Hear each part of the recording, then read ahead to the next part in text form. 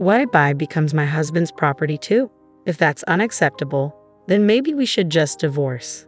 Charles, my husband, often tries to take things from me for reasons that seem completely unreasonable. He even attempts to give gifts I bought for my parents to his own parents, just to make himself look good. But that's not how it works.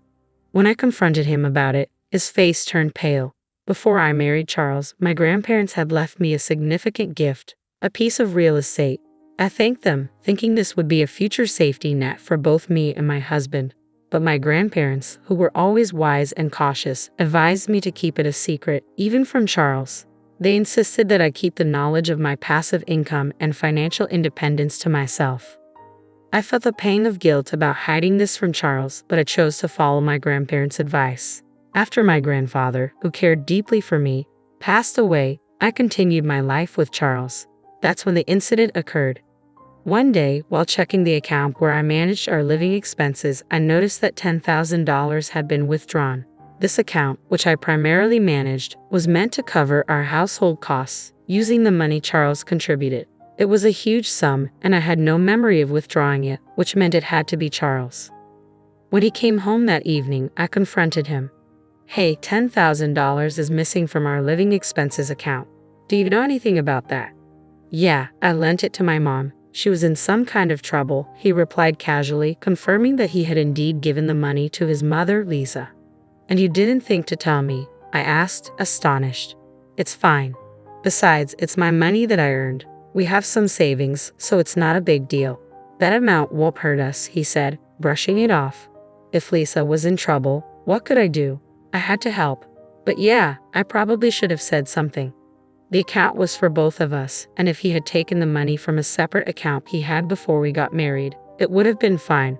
But taking such a large sum from our shared account without a word, that was too much. When I cited his selfishness, Charles frowned, clearly irritated. Okay, I'll tell you next time," he muttered, dismissing the issue and quickly heading to the bathroom. I felt a knot in my stomach. He hadn't always been this way. When we first got married, he was attentive and always listened to me. Was this how marriage changed people? A few days later, I had no choice but to visit my in-laws' house to drop off a package that had been mistakenly delivered to us. "Oh, Megan, thanks for bringing this over. Why don't you come in for a bit?" Lisa said, greeting me warmly. I hadn't planned on staying, but it felt rude to refuse, so I stepped inside for a cup of tea. As I sat in the living room, I noticed some new, luxurious items, high-end cosmetics, glamorous clothes, and various health products. "Oh, my wonderful son gave them to me as a gift," Lisa said with pride. I realized then that the $10,000 in our account had been used for these extravagances. Charles had told me Lisa was in need of money, but it seemed she had used it on indulgent purchases instead. I couldn't help but feel uneasy knowing that the money had been spent on luxurious products for my mother-in-law. As I sipped my tea, unable to muster a smile, I noticed the shift in my in-laws' demeanor. Their cheerful expressions faded, replaced by a stern, almost threatening look. "My son is such a wonderful boy, always thinking of me and getting me these lovely gifts. But what about you?" my mother-in-law asked pointedly. "Yes, as his wife, are you treating my son the way he deserves?" my father-in-law added, his tone laced with suspicion. There was something unsettling in their voices. "We heard that you give him a hard time about the money he spends on me," my mother-in-law continued. "That doesn't seem right, does it?"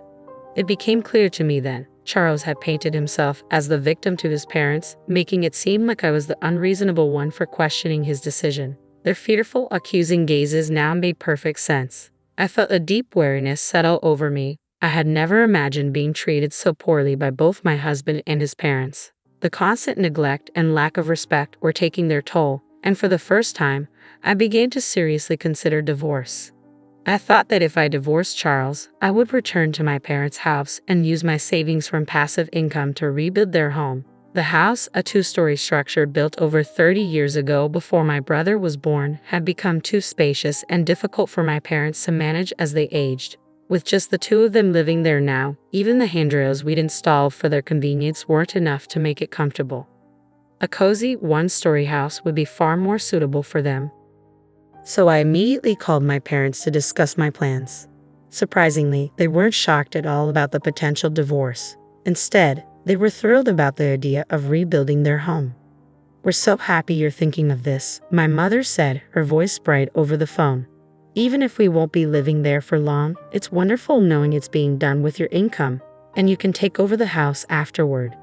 Thank you, my father added. But remember, take it easy and don't overdo it. Their encouraging words lifted my spirits, and I set about planning the rebuild. I was waiting to hear back from the construction company when Charles suddenly confronted me. How dare you use our savings to build a house without telling me anything about it? He shouted as soon as we sat down in the living room. He banged his fists on the table, his face contorted in anger, completely disregarding my feelings. My parents will live in the new house, I replied, trying to stay calm. No, that's not happening. It was built with our joint property, so my parents have just as much right to live there, he insisted, his voice growing louder. Are you seriously planning to cram 4 people into that little one-story house? Shut up and just give me the house, Charles screamed, slamming his fists on the table again. I realized that if he knew about my passive income, his rage would only intensify. But at that moment, I decided it was time to tell him the whole truth. To tell you the truth, I said, steadying my voice, I have passive income. I've actually been saving money from the real estate my grandparents gifted me, I explained. The house is being paid for with that passive income, so I didn't take a penny from our joint funds. Guilt tugged at me for breaking my promise to keep this secret, but Charles's reaction confirmed my grandparents' wisdom. His shoulders tensed, and he began pounding the table even harder. What kind of wife hides the fact that she has her own income? He yelled, his face turning red with anger. You play around with my money while protecting your own, keeping it a secret from me.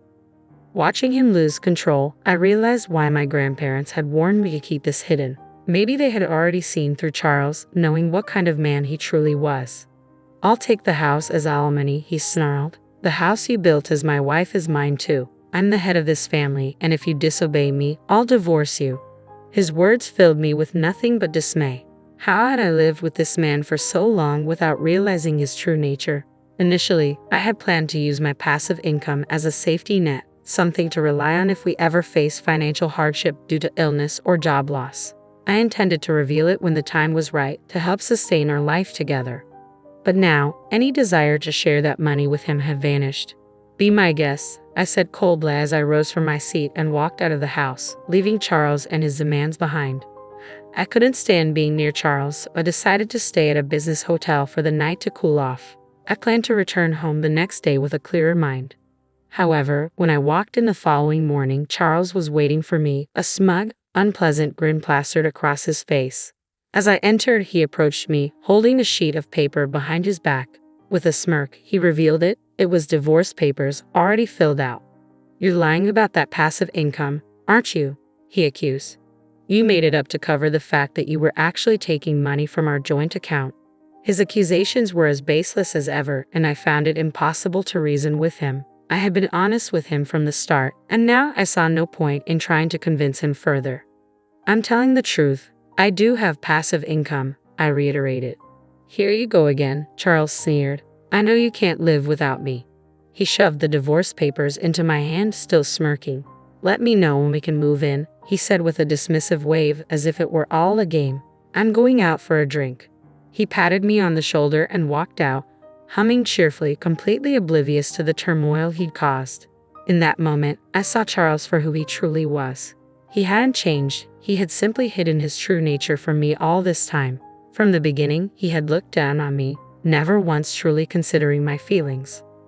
Without hesitation, I packed my belongings, filled out the divorce papers right then and there, and left the house for good.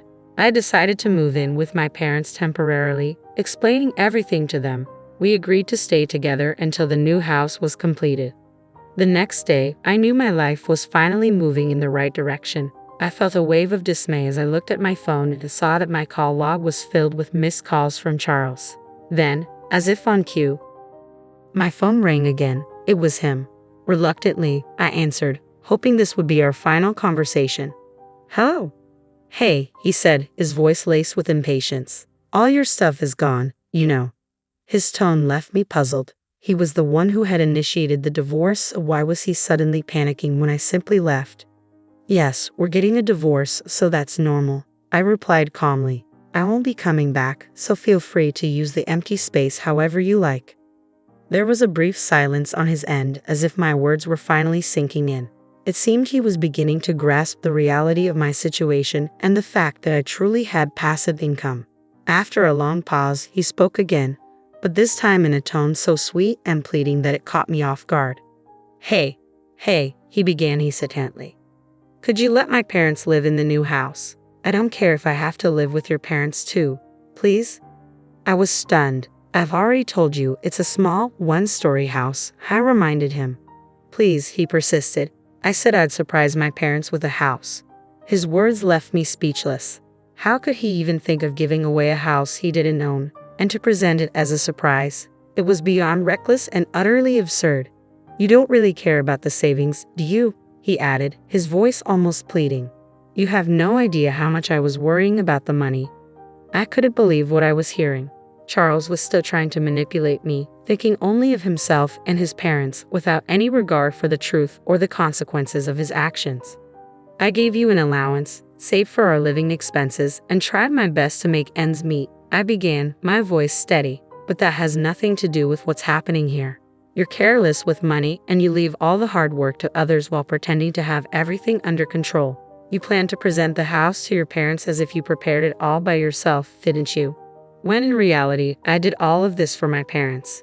Charles suddenly fell silent, and my frustration only deepened. It was infuriating how he tried to take credit for something he had no part in, using my hard work and intentions to impress his own parents. He was trying to take advantage of my genuine feelings and seize what wasn't his. "I won't give you the house I built with all my heart and soul for my parents just so you can show off to yours," I declared, rejecting his plan once and for all. He began to rant even louder. "But husbands and wives are supposed to help each other," he protested. "I'll tell them you built it, please. We're not a married couple anymore, are we?" I replied firmly. "We're strangers now. I already filed for divorce." The shock in his voice was evident. "You already filed it? Why are you so surprised? You're the one who asked for the divorce." "I didn't think you would actually leave me," he stammered. "Hey, let's start over. Let's talk it out and try to be a good couple this time." I couldn't believe what I was hearing. This was the man who had spent our savings on his own mother, threatened me with divorce, and belittled me until the very end. There was no way I would ever consider getting back together with someone like him. "No, thank you," I said, my decision unwavering. "Please give my regards to your parents." And with that, I hung up the phone, feeling a sense of finality and relief. I ended the call with a bright, resolute click. The following day, my phone was flooded with voicemails and messages from Charles, pleading for reconciliation. He claimed we could still start over, that he loved me, but I was certain his true motive was to access my property and fortune. To sever all ties, I promptly blocked all his contact information, including that of his parents. In the meantime, the house was completed, and my parents and I settled into our new, comfortable home. Life felt rejuvenated. Later, I ran into a mutual friend who knew Charles and shared the news of our divorce. She offered her sympathy and filled me in on recent developments concerning my ex.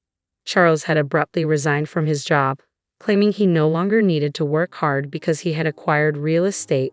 The company was unable to reach him, but he attempted to retract his resignation the next day.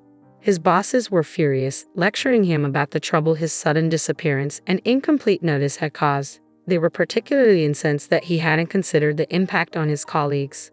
Charles tried to fabricate an explanation for his actions, but it quickly became apparent that his divorce and reliance on my income were the real reasons behind his behavior. His lies unraveled, and the company refused to rehire him. It was ironic that Charles, who had once dismissed my passive income as a lie, was now trying to exploit it while parading his ill-gotten gifts to his parents. He never thought about me or our future. Reflecting on this, I felt nothing but relief. I heard that Charles had moved back in with his parents, but they were reportedly harsh with him. He struggled to find a new job due to the circumstances of his departure from his last one. It seemed he was finally facing the consequences of his actions.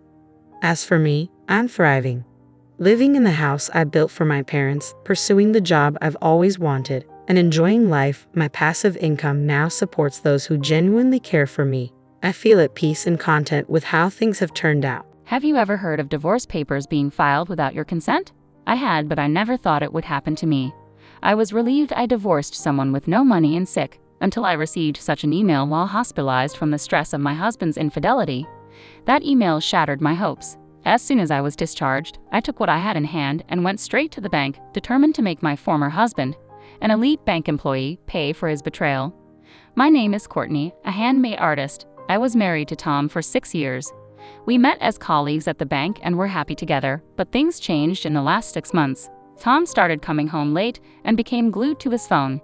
He used to talk inside the house, but then he began going out to his car for calls.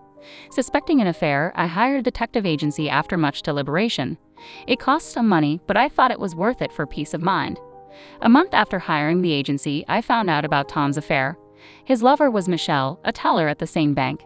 The report included photos of them entering a hotel, kissing on the street, and enjoying meals together. Despite the evidence, I couldn't give up on Tom. I believed his affair was a moment of folly and that he would return to me. I changed my hairstyle, put on makeup, cooked with more effort, and always smiled, but all my efforts went unnoticed. Tom stopped touching his food, which increased my stress. I had resolved not to confront him, but seeing him happily leave the house on the phone every day made it impossible to hold back. "You seem busy lately, getting a lot of calls. Is work so demanding that you need to handle it even after you come home?" "Yeah," he replied. "You quit the bank to marry me after working there for about 2 years, right? You might not understand, but it's a busy season now. It's easy for you, isn't it? No busy season, no earnings, just a leisurely life as a handmade artist." Tom laughed in a way that mocked me. The Tom I knew would never have said such things about my work or laughed at me like that. He used to praise my pieces and support me through late-night work sessions. "You don't have to say it like that. I might not be as busy as you, but I take my work seriously. I'm not living leisurely at all. I don't know how much you're earning, but it's definitely less than me, right? I'm paying half of everything, rent, utilities, living expenses, so that you can live. It's tough being a woman with no earning power. You wouldn't survive if I divorced you." What kind of thing is that to say? I make enough to cover my share, but that's not the point right now.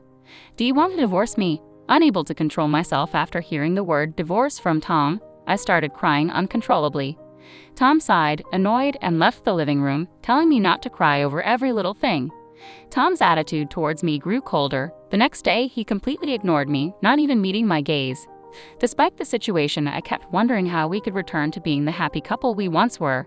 The immense stress led to sleepless nights and spontaneous tears. Unable to bear it alone, I met with my high school friend Sophia for advice. Sophia, still single, was a successful career woman.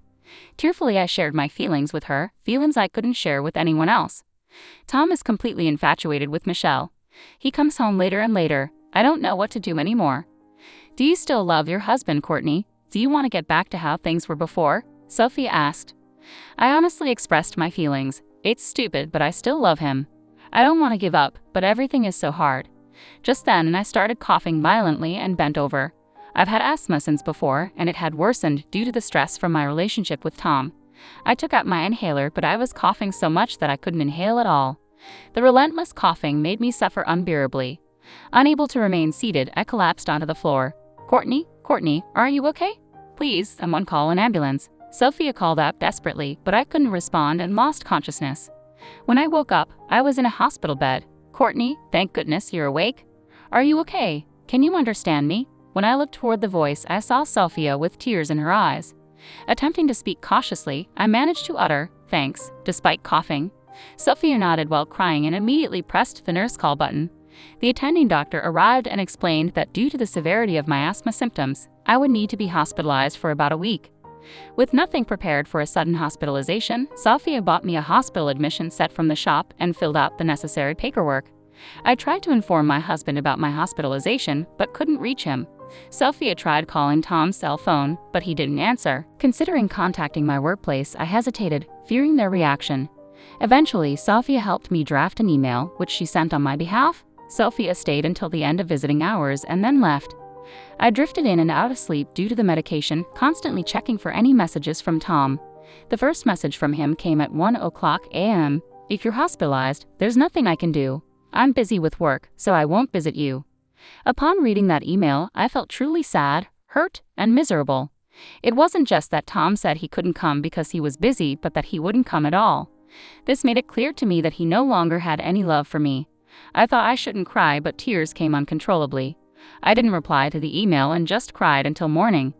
2 days passed. Tom didn't visit, but Sophia diligently showed up after work. That's great, you look a bit better. Are you able to eat? I brought your favorite novel. Sophia's lively visits and smiles saved me. I can't thank her enough. Thank you, Sophia. I'm feeling quite good today. My cough has settled down a lot.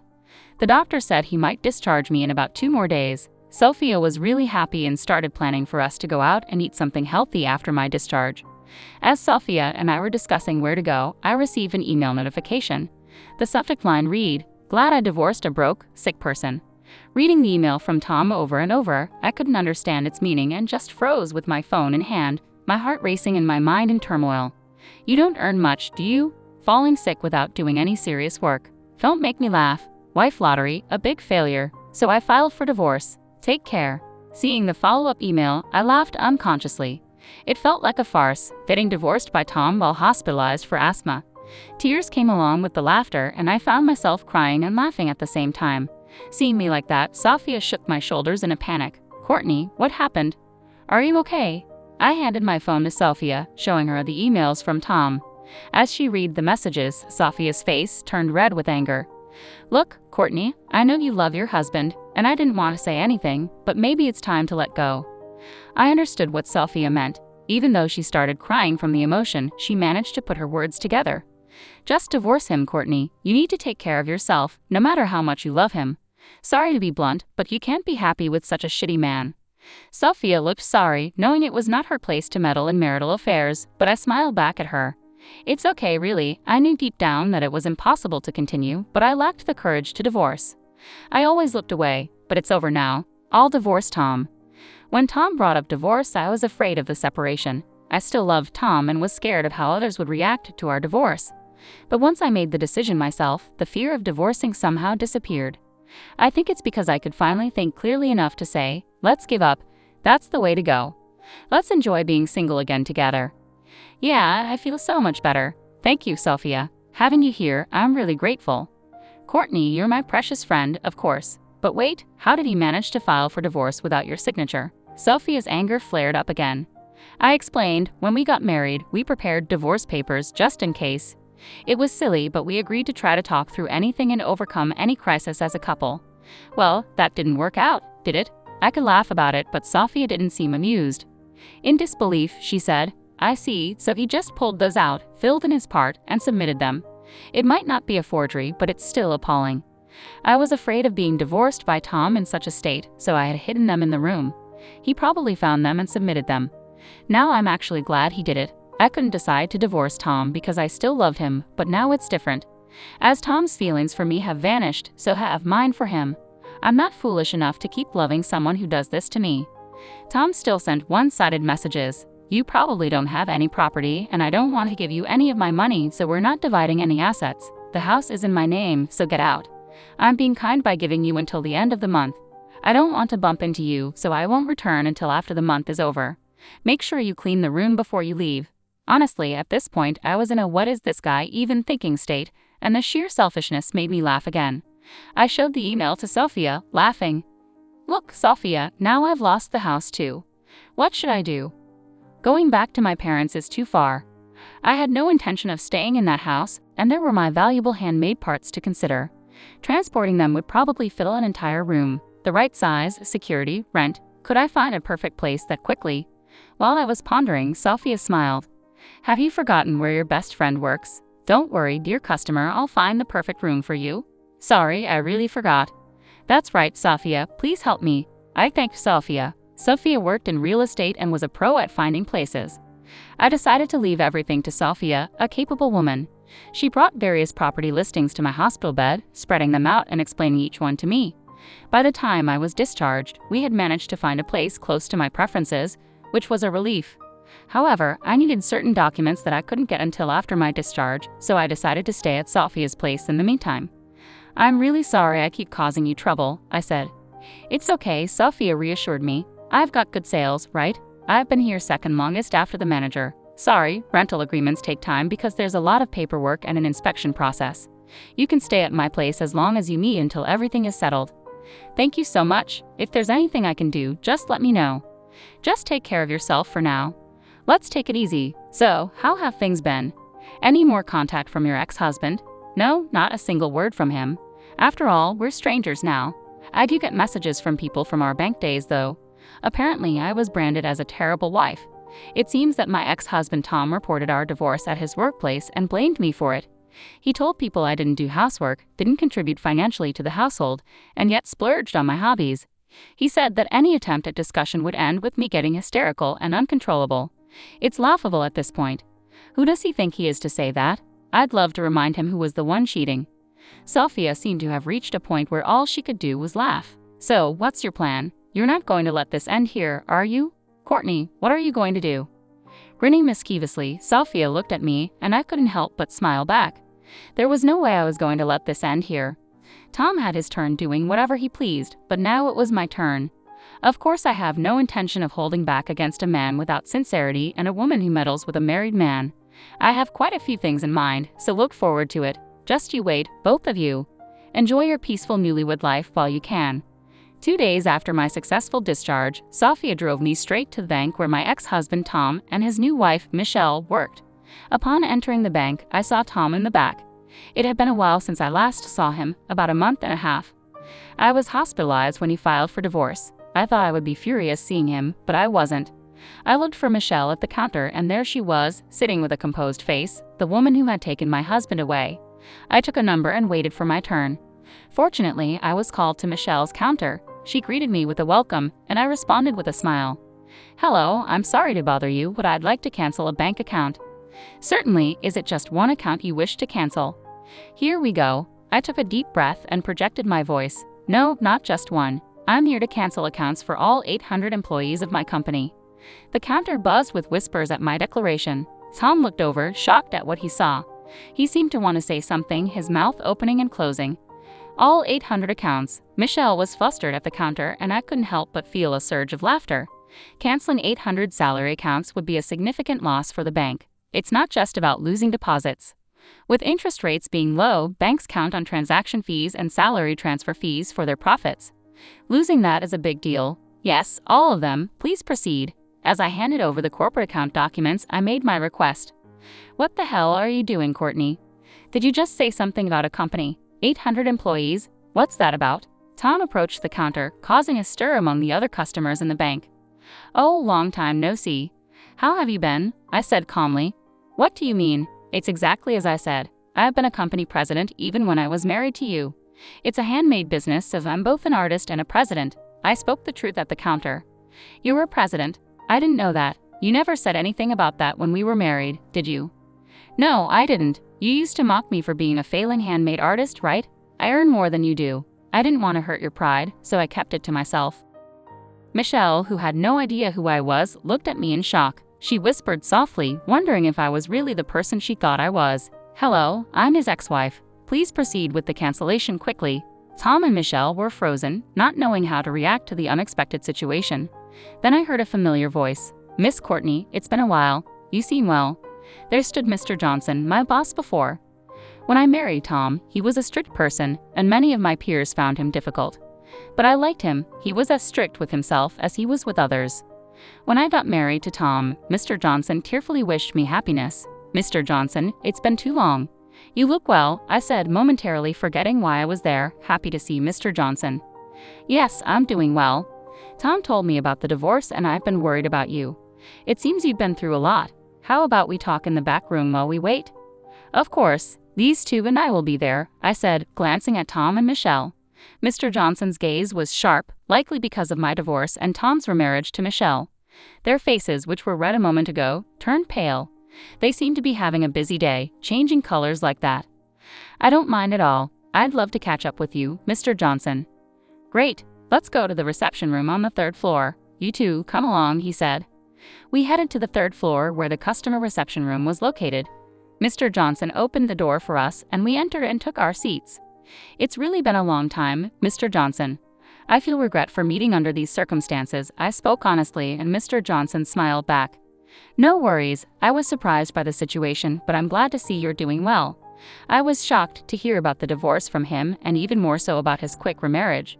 Mr. Johnson glanced at Michelle and continued, "And I don't believe the divorce was your fault, as he claimed." "Wait a minute, Mr. Johnson. Are you implying that we're to blame?" Tom interjected.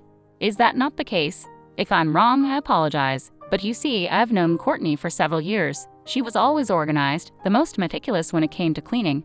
And if I recall correctly, she used to bring homemade lunches every day, right?" Mr. Johnson's precise recollection of these details made me feel appreciated for my efforts. Not doing housework, not contributing financially to the household, but spending on hobbies and becoming hysterical during discussions. That's what you've been spreading around as the reason for divorce. But Courtney is not like that. Hearing Mr. Johnson defend me so firmly brought tears to my eyes. It felt overwhelming to have someone who understood, but that's the truth. Tom insisted, "You only know her from a work perspective, and you might suspect we had an inappropriate relationship, but that's not true." "Yes, that's right. I never cheated," Michelle added. I just couldn't stand seeing Tom so down after his divorce, and while I was cheering him up, he proposed, Michelle said, tears streaming down her face like a tragic heroine. Their blatant lies in front of Mr. Johnson were infuriating. Ridiculous. I was the one who was hurt. I took a document about the thickness of a notebook from my bag. "Would you like to see this, Mr. Johnson? You two can look as well." "Oh, but perhaps there's no need. You're probably well aware of what's in it." I handed over the investigation report from the detective agency to Mr. Johnson. He took it, smoothly dodging Michelle's attempt to grab it with a scream. "Sit down and be quiet," Mr. Johnson commanded sternly. Michelle shrieked and clung to Tom. "What is this? You said your wife was too stupid to notice anything." "This is not what you told me," Michelle exclaimed. "It's not like that. She really is stupid. I never thought she would do something like this," Tom stammered. "Calling people stupid too much, aren't you?" I was about to retort when Mr. Johnson's furious shout exploded. "The idiots here are you two. Cheating on your wife, Tom, and you, Michelle, getting involved with a married man and playing the victim. You two are the offenders and Courtney is the victim." "Thank you for saying everything I wanted to say. It feels refreshing. But may I add something?" "Of course, say it. I won't stop you," Mr. Johnson replied, his strong support empowering me. He nodded at me vigorously and began reading the report with intense focus, his frown deepening. "You called me stupid, but do you think a stupid person can run a company? It turns out you were the one with the lesser income. How much was your salary again?" $100,000? That's plenty." Tom was so proud of his $100,000 salary, which seemed hilarious to me. Michelle nodded along, seemingly proud as well. "Is that so? Well, it's not bad, but mine is $400,000. I have 800 employees, and it's only our 4th year in business." "The handmade business you look down on. I started a company with my friends. $400,000. $400,000. Tom and Michelle's faces were priceless. The information that the person they underestimated was actually a company president earning $400,000 was too much for them. "Yes, business is booming, so we're planning to hire more staff. I thought it would be beneficial to have our employee accounts with your bank, but there's no need to be considerate anymore. So I'm canceling them all." "Wait, just wait a minute. If you cancel, the bank's deposits will decrease. Having salary accounts means potential for housing mortgages and such.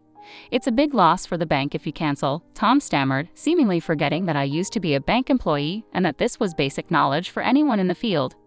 "Yes, I'm aware. It's basic knowledge for a bank employee, isn't it? Are you underestimating me? Why should I be considerate of an ex-husband who cheated and filed for divorce while his wife was hospitalized with asthma? And these two seem to forget something crucial.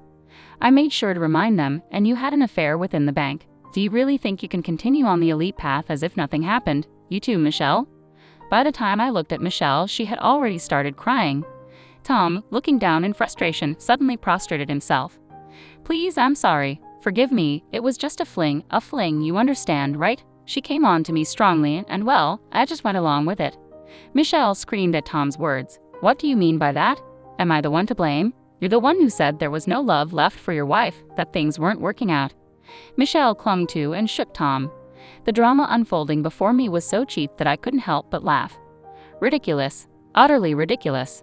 Are you kidding me? What value does such a prostration hold, especially when you have no value to begin with? Mr. Johnson took over, his voice dripping with disdain. "Exactly. Having seen incontrovertible evidence, I'll make sure you are punished accordingly. Your affair has led to the bank suffering the disadvantage of a mass account cancellation. You seem well aware of the disadvantages of account cancellations, so I assume you have no objections to the punishment." As Mr. Johnson posed the question, Tom could only hang his head low while Michelle cried out loud. I wish they would stop playing the victims until the very end. Leaving their fate in Mr. Johnson's hands, I left the room. By the time our conversation ended, the account cancellations had been completed, and I left the bank feeling refreshed. Later, Mr. Johnson informed me that both had been dismissed for their misconduct. Their affair had resulted in a significant loss of accounts for the bank, which was deemed to have a substantial negative impact. Unemployed, the two struggled to find work, unable to pay their apartment's mortgage, and were turned down when asking friends for money.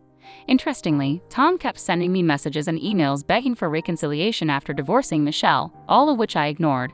The laughably pathetic emails were forwarded to Sophia, and we enjoyed a good laugh. I also filed for compensation through a lawyer. Tom had the audacity to claim that since I started my company after our marriage, its assets should be divided between us. Unfortunately for him, the assets in the company's name are exempt from division. I thought divorce would be difficult, but working hard post-divorce has made me realize how happy I am. I even wish I had divorced sooner. Humans are strange creatures. With plenty of money to spend freely and no grievances, I've decided to live my life valuing myself more from now on. My name is Leah, and at 33 years old, I work as a civil servant in a national administrative agency. Life has been demanding with a hectic schedule, but I'm doing what I've always dreamed of since my student days, so I feel fulfilled in my career. In my personal life, I've been living with my partner, Hugh, for 5 years. While we're not officially married and are considered a common law couple, Hugh's parents often mention that we should think about getting married for our future. However, we haven't taken that step yet. My family has always been deeply rooted in male chauvinism, prioritizing the eldest son above all.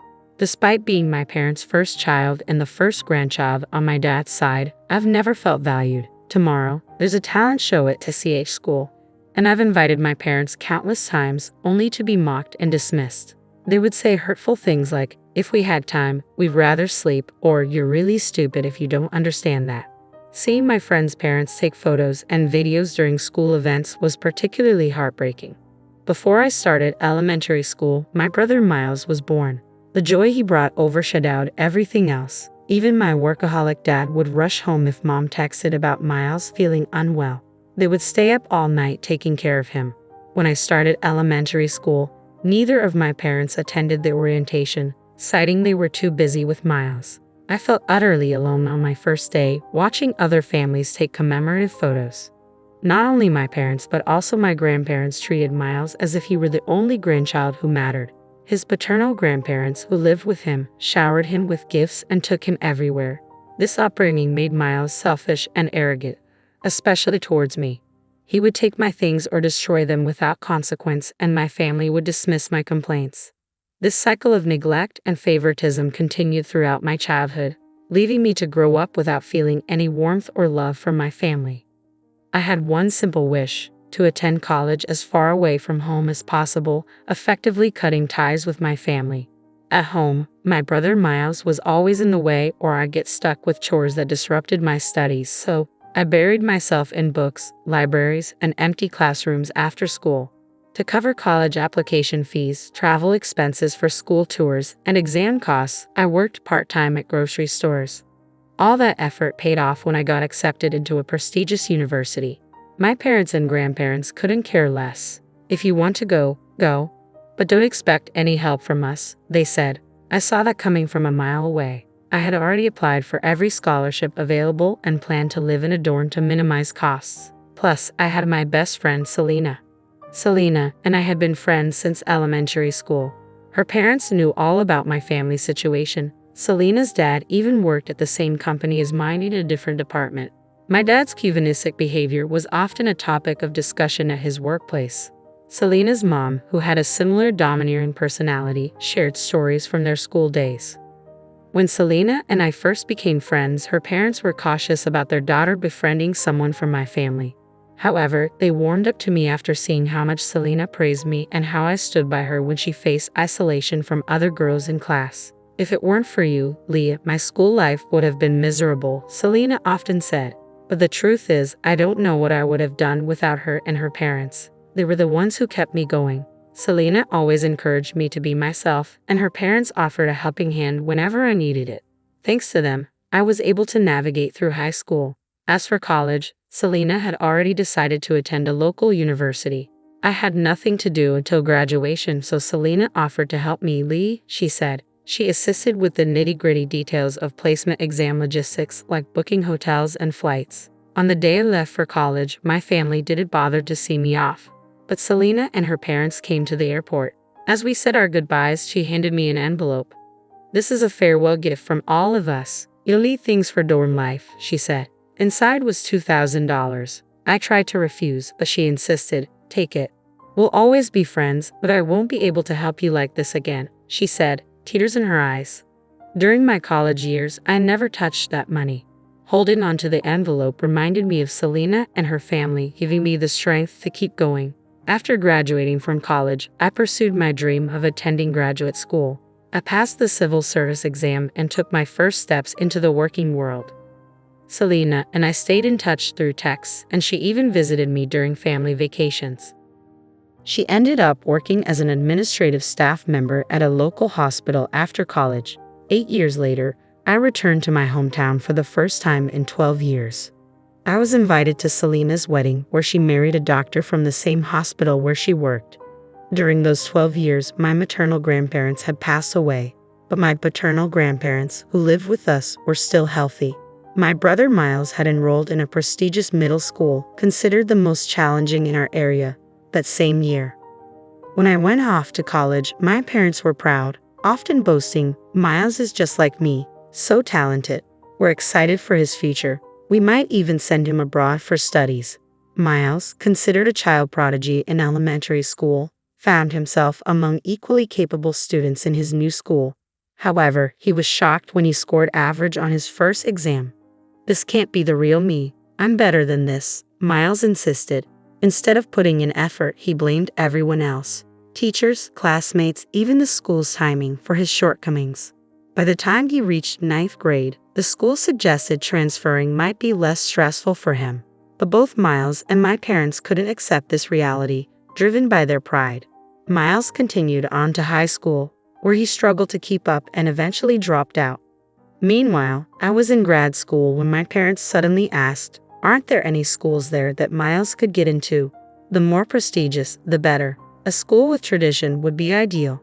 They even hinted if I knew any influential professors. I tried to explain the impracticality of their expectations, but they accused me of being cold and heartless. I stood firm, insisting that some things are simply impossible. Eventually, we lost contact. According to Selena, who stayed in our hometown, my parents enrolled Miles in an online high school. They made excuses, claiming, "Our son is too exceptional for regular education. He would only attract jealousy and make life difficult for himself." Miles graduated from the online high school, attended a local college, and secured a job at a subsidiary of my dad's company through my grandfather's influence. Through this connection, I crossed paths with Miles again. When I returned to my hometown for Selena's wedding, I arrived 2 days early at her request. She had something important to discuss. Unenthusiastic about visiting my parents, I opted to stay at the hotel where the wedding would take place. I spent leisurely moments with Selena, including trips to the spa. We were invited to dinner by Selena's parents, and it was during this dinner at the hotel restaurant that I unexpectedly encountered Miles and my parents. At first, they didn't recognize me. I suppose it was understandable. When I lived at home, I was thin and didn't prioritize my appearance like other girls. It was only when my parents greeted Selena's parents that they realized I was their daughter. "Leith, is that you? You're back in town. My, you've changed," my parents exclaimed warmly. "Are you free later? Maybe we could." I wasn't in the mood for their sudden friendliness. "I'm heading back right after Selena's reception, so I don't have time," I interjected, then quickly excused myself. I did catch Miles' eye, but to be honest, I wouldn't have recognized him on the street. He had lost his youthful look and now exuded a demeanor that seemed cunning. After the wedding, I returned to my condo. Soon after, started receiving messages from my parents and Miles, who had obtained my number from Selena's parents without my consent. According to a message from Selena's father, who apologized for giving them my contact information, they wanted me to attend Miles's wedding.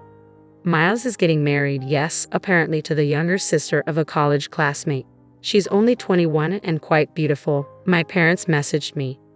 "What does that have to do with me attending?" I responded, puzzled. According to Selena's father, Miles had secured his job through my grandfather's connections, but his overinflated self-esteem often clashed with his actual abilities. He had developed a habit of looking down on people, dismissing those who stayed in our hometown as insignificant. Consequently, when he announced his wedding, nearly everyone from colleagues to bosses found excuses to avoid attending. I had every intention of feigning a terrible cold that day, or at least using my tarot card reading as an excuse to avoid going anywhere near the wedding venue. Planning to have a cold, huh? I see, I thought to myself wryly. My parents and Miles seemed determined to match or exceed the number of attendees from the bride's side. Even though I'm not the most exuberant sister or daughter, they apparently felt it necessary to have me there, especially given my graduate degree from a prestigious university and my government job. Their shallow reasoning annoyed me to no end. Competing over the number of attendees is absurd, I muttered to myself. But ignoring them would only lead them to pester Selena's father to intervene, so reluctantly, I replied to Miles's message. He had greeted me with, "Long time no talk. You must be happy to be useful to the family for once." I ignored his snide remark and agreed to attend the wedding to minimize any further hassle. Fast forward to the wedding day, 2 months later. The bride was as beautiful as Selena's father had described, and she exuded genuine kindness and straightforwardness. I couldn't help but wonder why such a wonderful woman would marry someone like Miles, but I chose not to pry and simply played my role as the groom's sister. After the wedding, Miles and his new wife departed for their honeymoon without much ado. No one made an effort to keep me around, and I had nothing to say to my parents or grandparents. I made a brief visit to Selena's home to convey my greetings and then left. Time passed without any contact until suddenly, Miles reached out to invite me to see the cherry blossoms. It wasn't as grand as the National Cherry Blossom Festival in Washington, D.C., but our hometown also had a botanical garden with cherry trees. It was a common seasonal event, yet I grew suspicious when it became clear that the real agenda wasn't just about cherry blossoms but something more significant, convincing me to relinquish my inheritance rights. Apparently, a major land development project was in the works near our family home, with a prominent developer planning to buy up the area for a large condo complex. Real estate prices were soaring, particularly around our property, which included not only the house but also a sizable parking area. It seemed Miles and my parents, enticed by the rising land value, were eager to ensure I would stake a claim to the inheritance in the future. They say not to count your chickens before they hatch, I thought to myself. In truth, I had never placed much importance on inheritance matters. Yet Hugh once advised me, even if you don't need it, it might be wise to settle things once and for all. So I made the decision to return home. I booked a room at the same hotel I had stayed in before and planned to meet my family at the botanical garden. The day arrived, and I reached the designated spot to find my sister-in-law, whom I had only met once at the wedding, sitting alone on a bench. I was early by 3 hours, but she had arrived even before me. She appeared composed, but her face was pale and dark circles were visible under her eyes. Do you remember me? I'm Lee, Miles' sister. We met at the wedding. I greeted her. Upon hearing my name, she stood up in surprise but almost immediately stumbled. I swiftly reached out to catch her. She felt surprisingly light and frail, reminiscent of how I remembered myself back in high school. I'm sorry. Thank you, she murmured softly, clearly caught off guard. Her name, if I recall correctly, was Carolyn. Carolyn, right? If you're not feeling well, don't push yourself. But sit down, I suggested. We resumed our seats, but the bench felt cold, likely from the earlier rain. Upon closer inspection, Carolyn's apron and hair were damp, as if she had been caught in the downpour. What time did you get here? We agreed to meet at noon, right? I asked. Yes, but I was told to secure the best spot for cherry blossom viewing, so I've been sitting here all night to make sure no one else took it, Carolyn explained. This might be the best spot for cherry blossoms, but you didn't have to go through all this trouble, I replied. But if I don't do as Miles says, not just him, but Trevor and Jasmine will scold me too. This is just how it always is, Carolyn sighed. Trevor and Jasmine are my dad and mom, I realized, feeling a surge of anger that made my whole body tremble. Without hesitation, I took off my coat and draped it over Carolyn. Then, I sent a message to Selena. Later that afternoon, during a break with Selena, she received an internal call. I think it's probably from Leah's family. How should I respond? Selena asked me. I wrote down what I wanted Selena to convey to my parents and Miles, then handed it to her. Within an hour, Miles and my parents rushed in. What do you mean there's no reason to see you anymore? Miles shouted. Exactly. We had to search all over the garden because you broke the appointment and didn't even contact us, my dad added.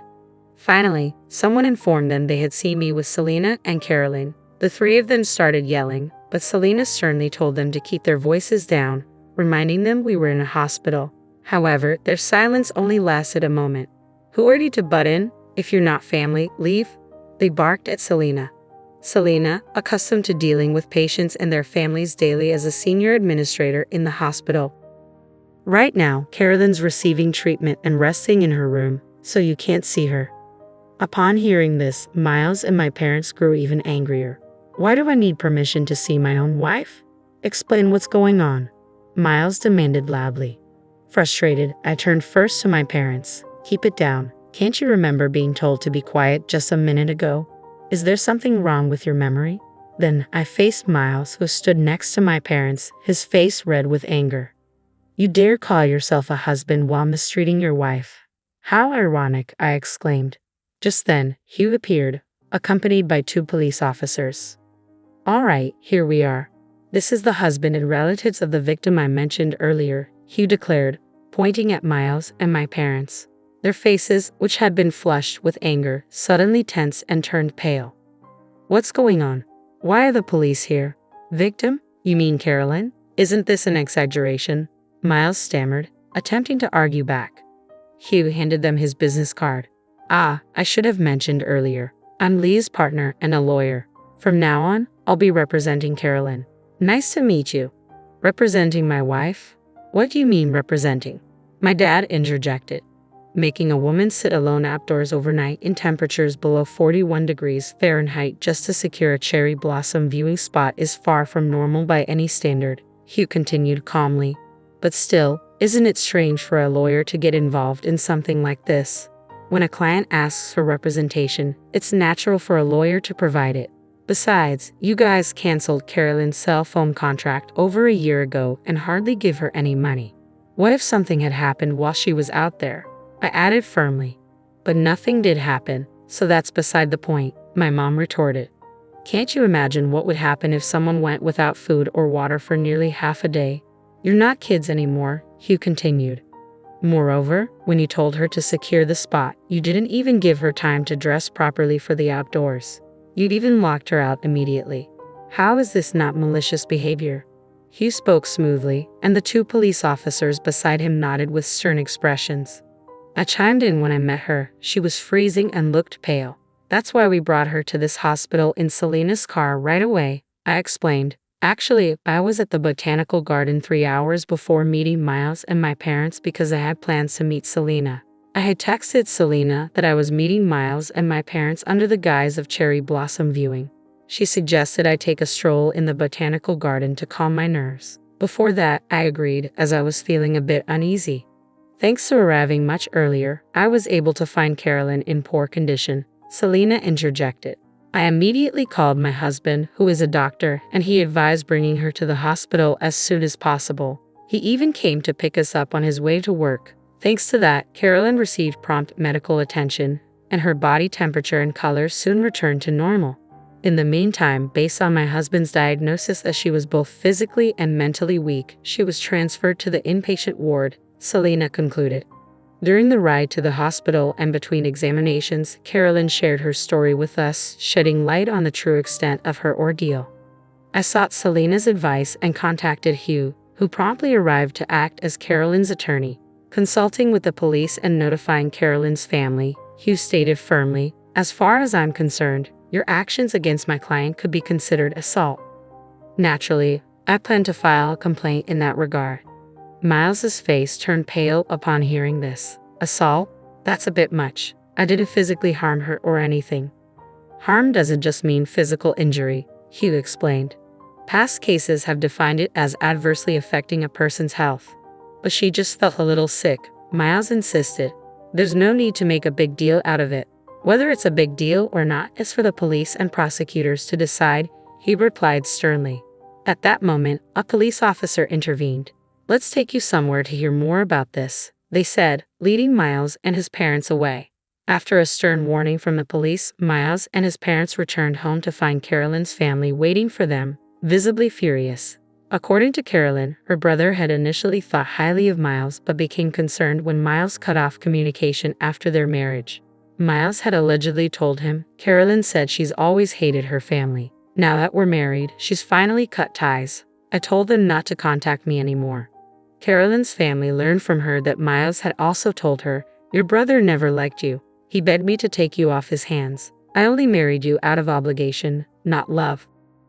Furthermore, Miles's parents and grandparents continually told Carolyn, "You're a burden. Just be grateful we're putting up with you."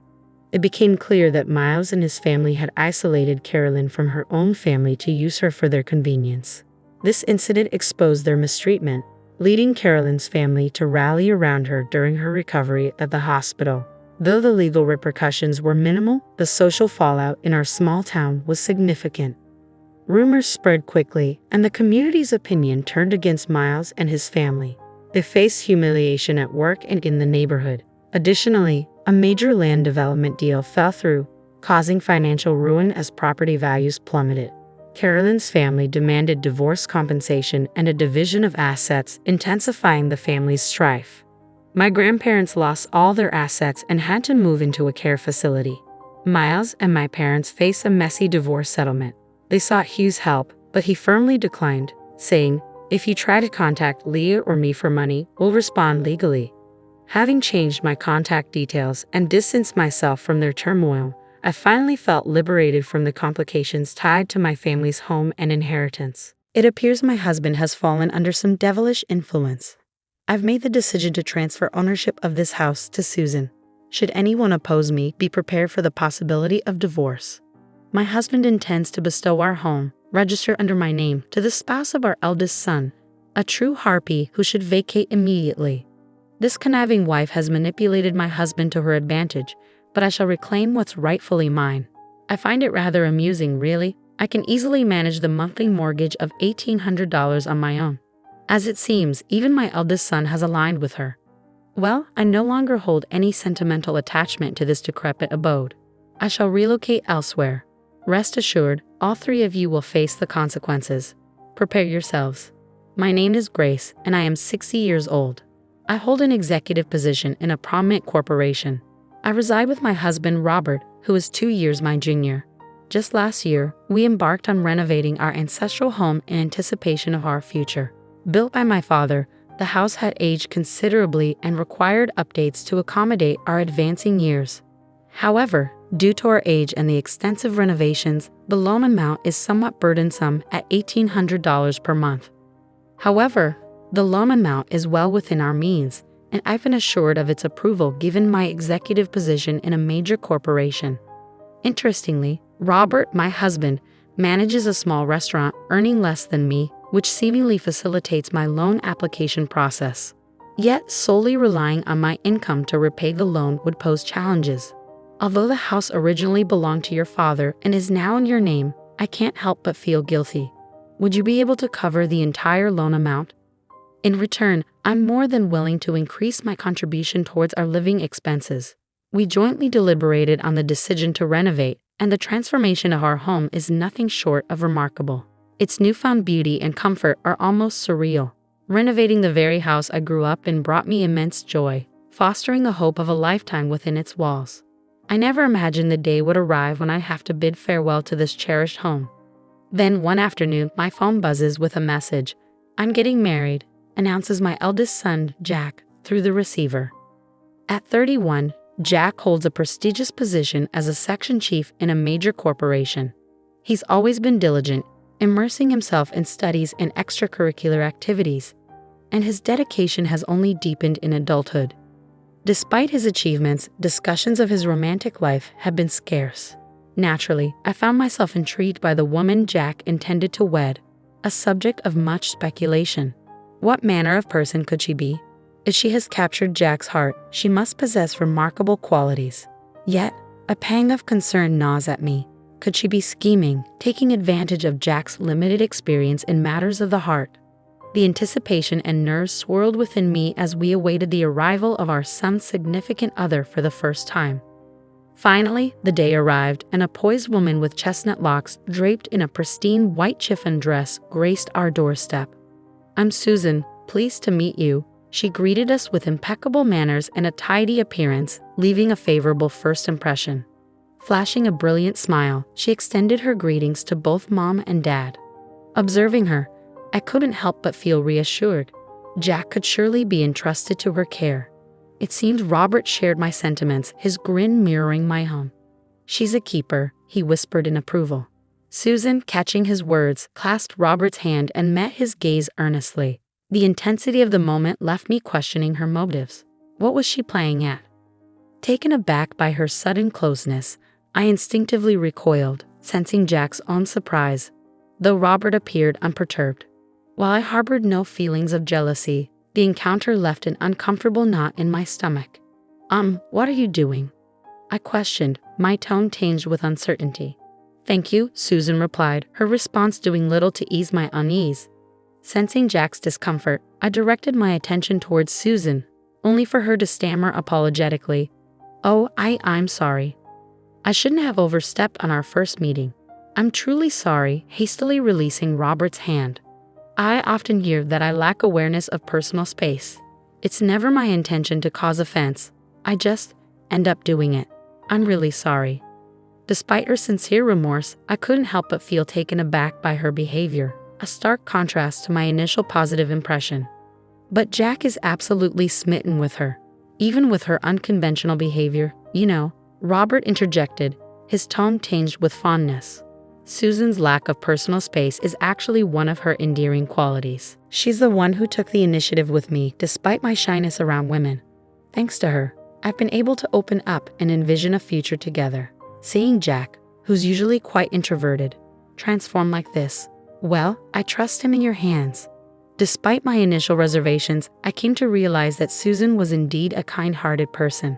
With my approval granted, their wedding plans swiftly fell into place, culminating in a joyous ceremony just a few weeks later. From the depths of my heart, I wish them nothing but endless happiness. 6 months into their marriage, upon returning home one evening, I was greeted by an unexpected sight. A pair of women's shoes sat at the entrance, and in the living room, I found Susan.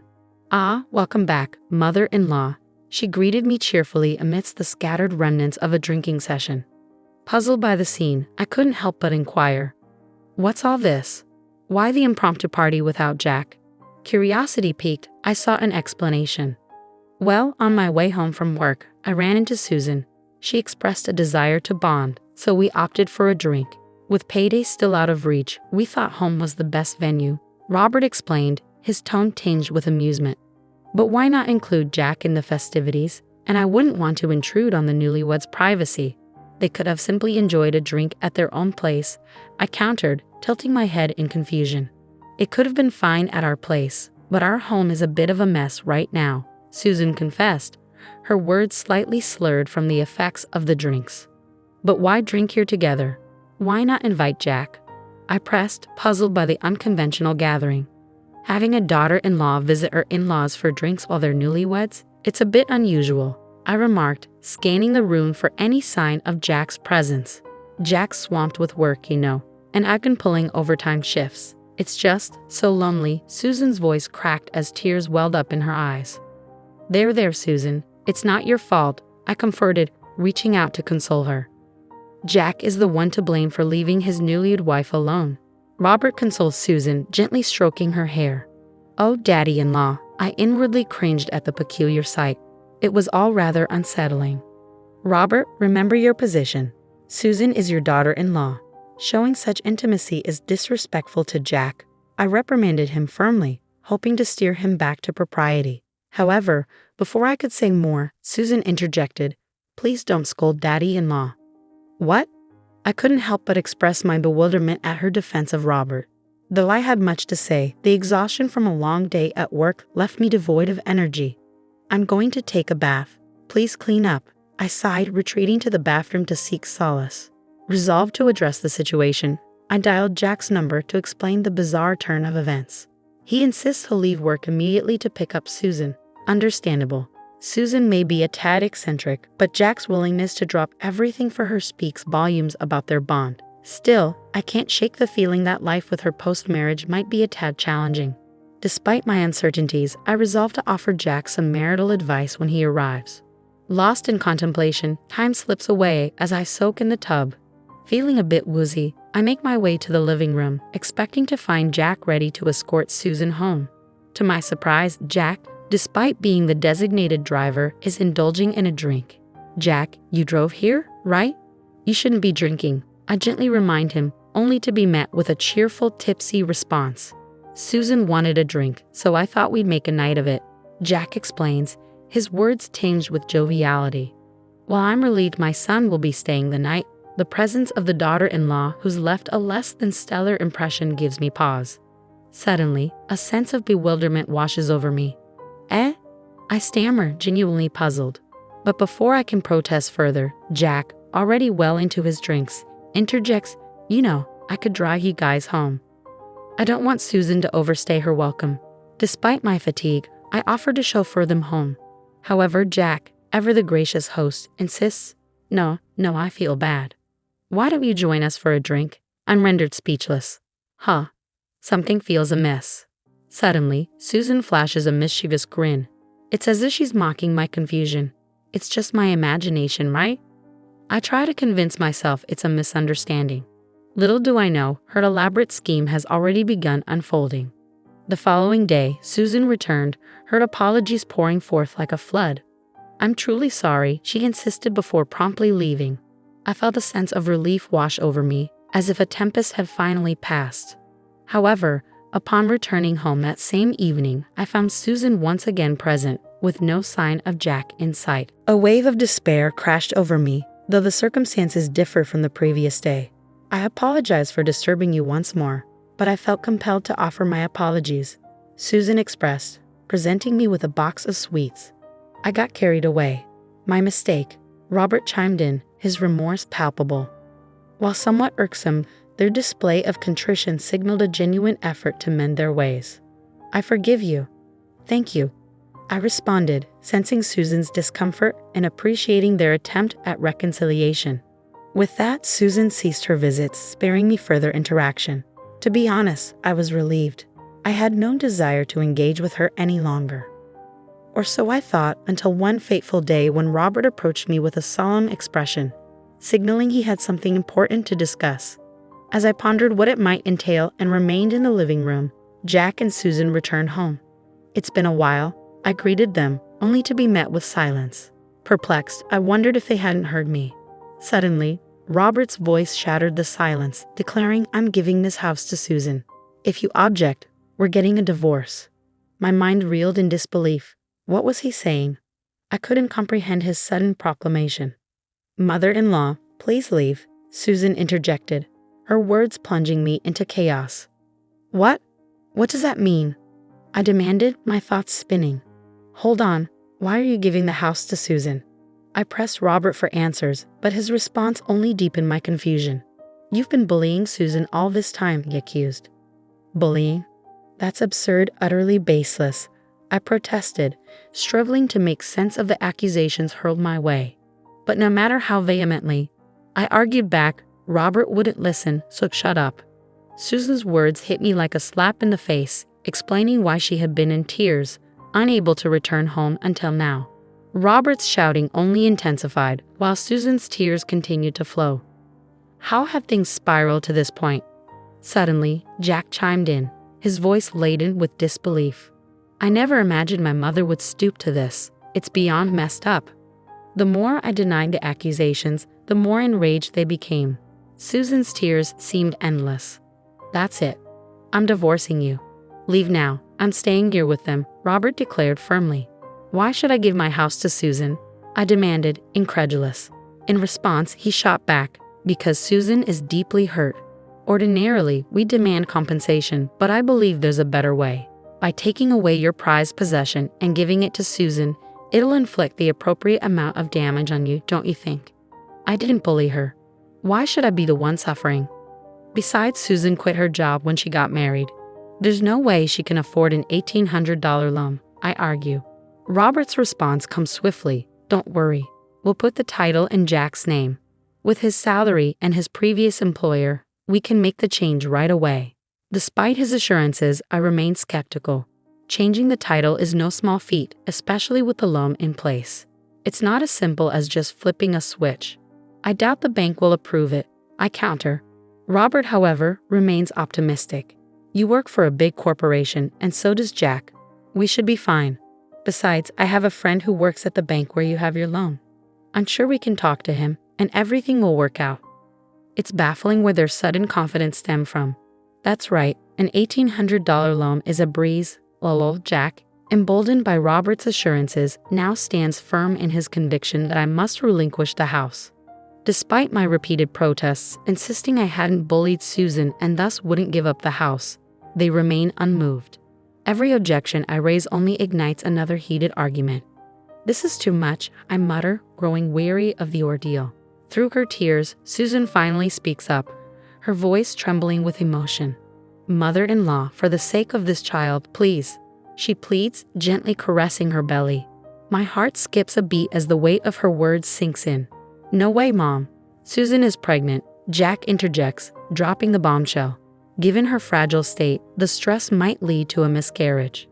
So please, reconsider, he urges. Stress during pregnancy is indeed a serious concern, but surrendering my home over baseless accusations seems unfathomable. I'm left feeling bewildered and conflicted. Please just leave me alone for a moment, I murmur, retreating to the bedroom, seeking solace from the chaos unfolding. Doubts gnaw at my mind as I ponder Susan's accusations. Have I unknowingly treated her poorly? I wonder aloud, sinking into the bed, consumed by worry. Then a sudden discovery jolts me from my thoughts. What's this? I gasp, spotting a strand of brown hair on the bedspread. Robert's and my hair are both jet black. There's no plausible explanation for a stray brown strand. Could this revelation hint at infidelity, adding another layer to our already tumultuous situation? My mind reels at the possibility, teetering on the edge of despair. I don't even know what's real anymore. I whisper, tears streaming down my face as I succumb to exhaustion, drifting into a fitful sleep. When I awaken, the room is cloaked in darkness, signaling that night has fallen. As I attempt to make my way back to the living room, voices drift through the air, indicating that Jack and Susan have yet to return home. I wish I could join in for a drink. Robert's voice rings out, brimming with enthusiasm. You can't, remember? You're pregnant, Susan reminds him, her tone equally fervent. Faced with their fervor, I find myself unable to intervene, resigned to the silent turmoil raging within me. Susan's cryptic accusations had left me in a state of despair, unable to bring myself to face the unfolding drama in the living room. Suddenly, the hushed tones of an intimate conversation pierced the silence. "Oh, Susan, I love you," Robert's voice murmured affectionately, followed by Susan's hesitant response, "Stop it, Robert. What if Jack or my mother-in-law finds out?" My heart raced with confusion and disbelief. What on earth are Robert and Susan doing? I muttered to myself, unable to comprehend the scene unfolding before me. Don't worry, Jack is passed out drunk, and Grace hasn't emerged from her room in ages.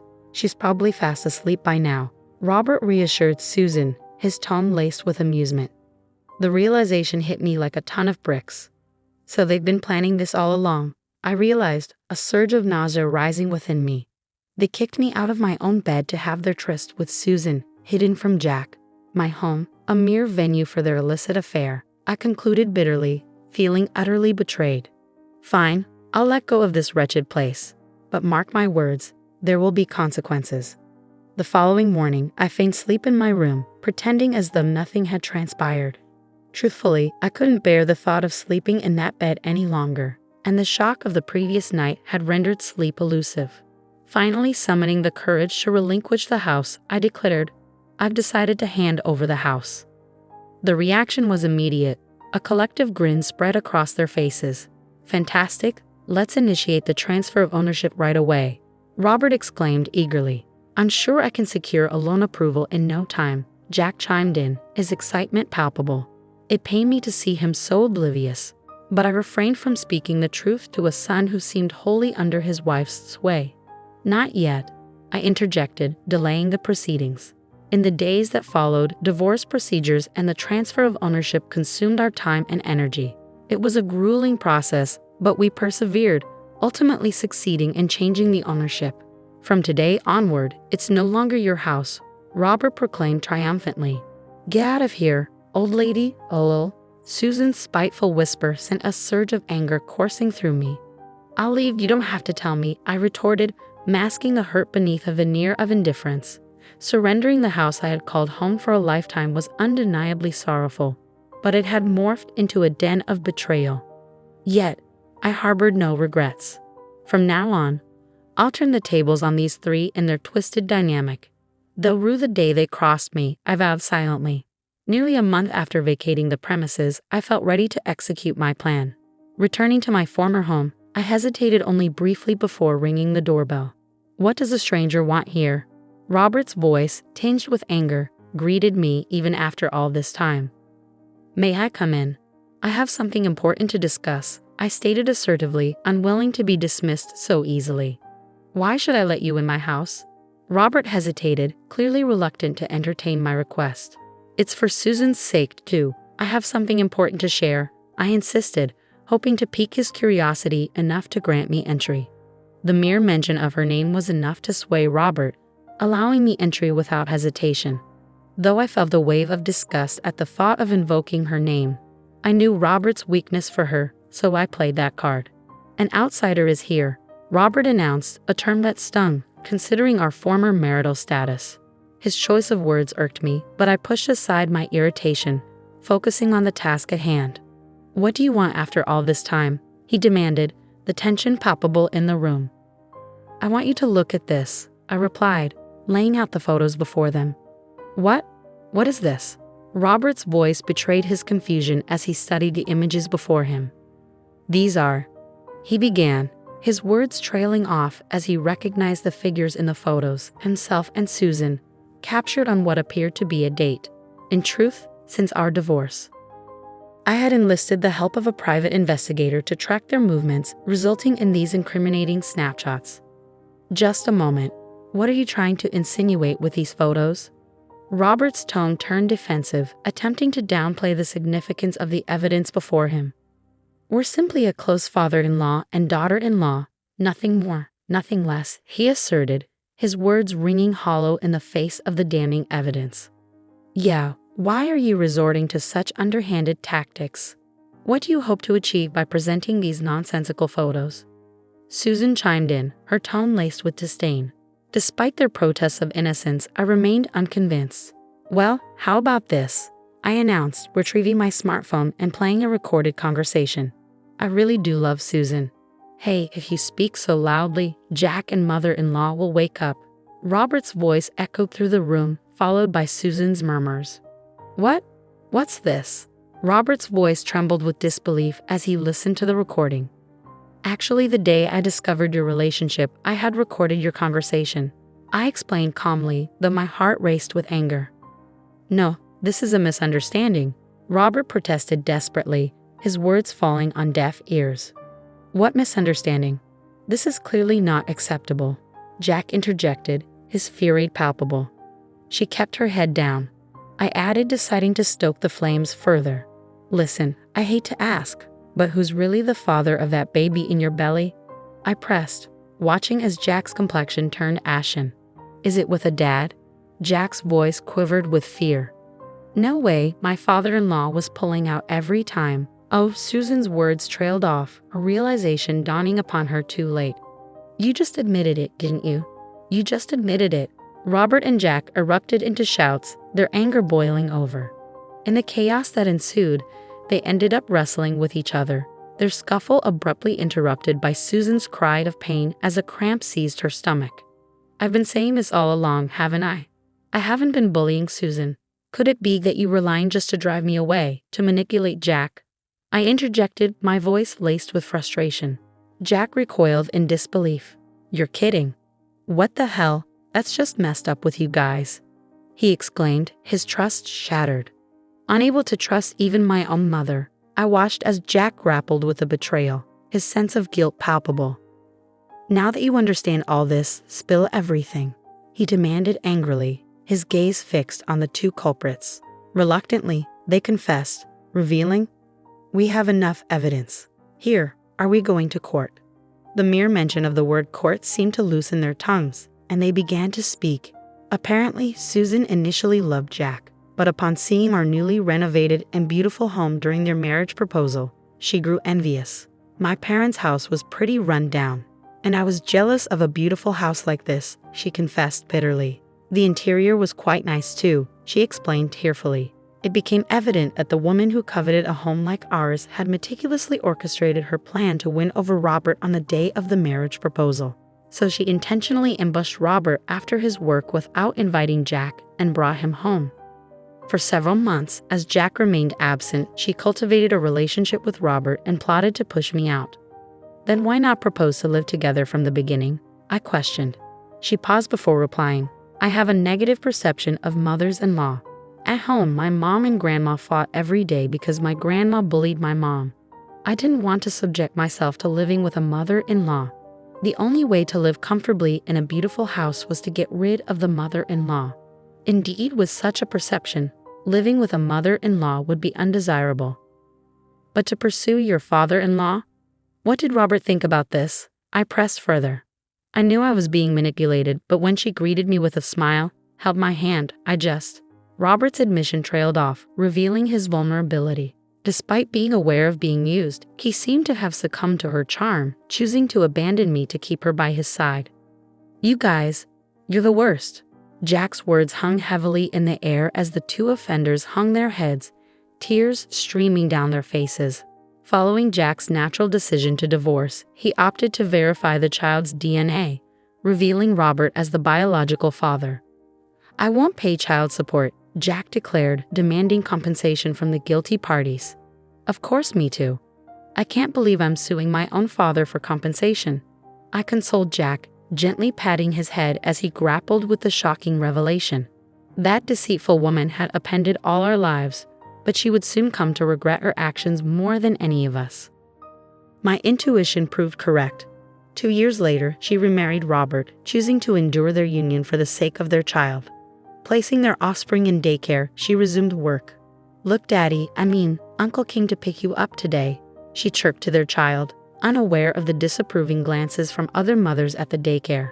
The children seemed to be adjusting well, but she's struggling to connect with other moms, feeling isolated. When she attempted to explain her divorce and remarriage to her own parents, their fury was directed at Robert, leading to their estrangement. It's all a consequence of her choices. As for the house, Jack now resides there alone. I contemplated selling it, but couldn't bear to part with it, considering it's been Mom's home since birth, a repository of cherished memories. Despite my insistence that the house felt eerie after everything that happened, Jack couldn't bring himself to sell it due to overwhelming guilt. Perhaps influenced by my constant aversion to the house, Jack arranged for it to be professionally cleaned and cleared out of all remnants of Robert and Susan. Despite his efforts, Jack felt remorseful, acknowledging the pain he caused Mom. Even though it was because of that woman, I did something terrible to Mom. I know you probably won't forgive me, but please visit me or come to the house on a whim, and let me show you some devotion, he pleaded, offering me a ticket for a hot springs trip. Though I'm not ready to forgive him just yet, Jack's remorse has touched me. I'm considering taking steps to rebuild our parent-child relationship to what it once was. You quit your job. Does that mean you're leaving me? No, that's not what I meant. Becoming independent is just a career shift for me. It doesn't mean there's no income. You're going independent. Are you serious? That won't work. Well, if you feel that way, maybe it's time for us to go our separate ways. Wait, are you talking about divorce? I can't support someone who isn't working. My name is Lisa. I'm 40 years old, balancing work and raising my child. I took time off when my daughter was born, but when she started elementary school, I was fortunate to be rehired by my previous employer. I primarily work from home now. With my daughter in 6th grade and my life more settled, I believe it's time for me to explore new opportunities at work. My husband is 40 just like me.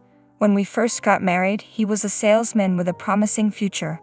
Confident in his abilities, he switched jobs 3 years ago, hoping for a better salary. However, the outcome was the exact opposite. His new salary is lower, his benefits are worse, and he now works overtime every day. My family runs a farm in the countryside. Since she was young, my daughter has enjoyed spending time there, helping out in the fields whenever she visits. My parents love working alongside their grandchildren and have always been dedicated to involving her in farm work. Despite this, my husband despises the countryside and refuses to visit my parents' house with me for any reason. I'm heading back to my parents' house for a week. What about you? I've got work, so I won't be joining you. I'm tied up with a project that's nearing completion. Got it. I always knew my husband wouldn't be coming along, but it's important to ask anyway. Even if you're aware he won't be there, it's part of being a family. When my daughter and I are away at my parents' house, he calls me every day. While it's fine if he's calling out of concern or affection, his calls often revolve around trivial matters. What should I have for dinner today? How about the leftovers in the fridge? I'm not really in the mood for that. Then why not cook something yourself? Why should I? I'm exhausted. I know you've had a long day. By the way, where are my change of clothes? They're folded in your usual drawer. Whoa, what's with these corners folded like this? Well, if you're not going to take care of it, then you're on your own. My husband has been like this the entire time I've been at my parents' house. I mostly ignored his calls and messages. He's never happy when my daughter and I visit my parents. Every time we return home, the place is a mess with garbage everywhere. Mom, when we visit Grandpa's house, he always leaves the room in such a state. Yeah, he does. Why do you always end up cleaning up after him? Mom, he's the one making the mess, right? Shouldn't he clean up after himself? Absolutely. My daughter is just as frustrated with my husband's attitude as I am. Even though we enjoy our time at Grandpa's house, I dread coming home to a messy place. Yeah, Mom doesn't like it either. Hey, can we leave Grandpa's house soon? I feel bad for Grandpa and Grandma. They work so hard in the fields. I wish I could help them more. Thank you. Grandpa and Grandma would really appreciate that. My daughter's kindness is a stark contrast to my husband's selfishness. I'm growing increasingly tired of his childish behavior. After a long vacation, I returned to the office to discuss my health, annual assessments, and future goals. My daughter's suggestions inspired me to present a proposal to the president. Why don't we use our program to integrate more IT into agriculture? Well, that's a concept other companies have been exploring for quite some time. That's true. It's a field that's been established abroad for decades. Japanese companies have been developing new agricultural business models for the past 10 years. With the data and patterns we have, I believe we can make it work. We already have potential farmer partners who are interested in this operational model. I'd understand. In the meantime, could you submit a proposal? Sure, I'll get on it. I immediately reached out to my parents and they agreed without hesitation. My daughter's comment about her grandparents working hard and her desire to help sparked a great business opportunity. A month after submitting the proposal, my project was approved. I threw myself into the work, driven by the hope that if the project succeeded, it could benefit my aging parents. However, my husband was relentless in trying to undermine my enthusiasm. You've been acting kind of flirtatiously lately. It bothers me. Oh, really? Are you getting carried away? I'm not sure. Your face just brings me down. If it's affecting your mood, then you don't have to look at me. I understand what my husband is doing. He's trying to make me feel bad. I already feel pretty down, just as he wants. But I don't let it show on my face. I keep my tone neutral and treat him normally. He's always been this way. Whenever I start to get excited or enjoy myself, he seems determined to bring me down. I'm used to it now, so I don't let it affect me too much, but it still doesn't sit well with him. Ha, I can't just avoid you.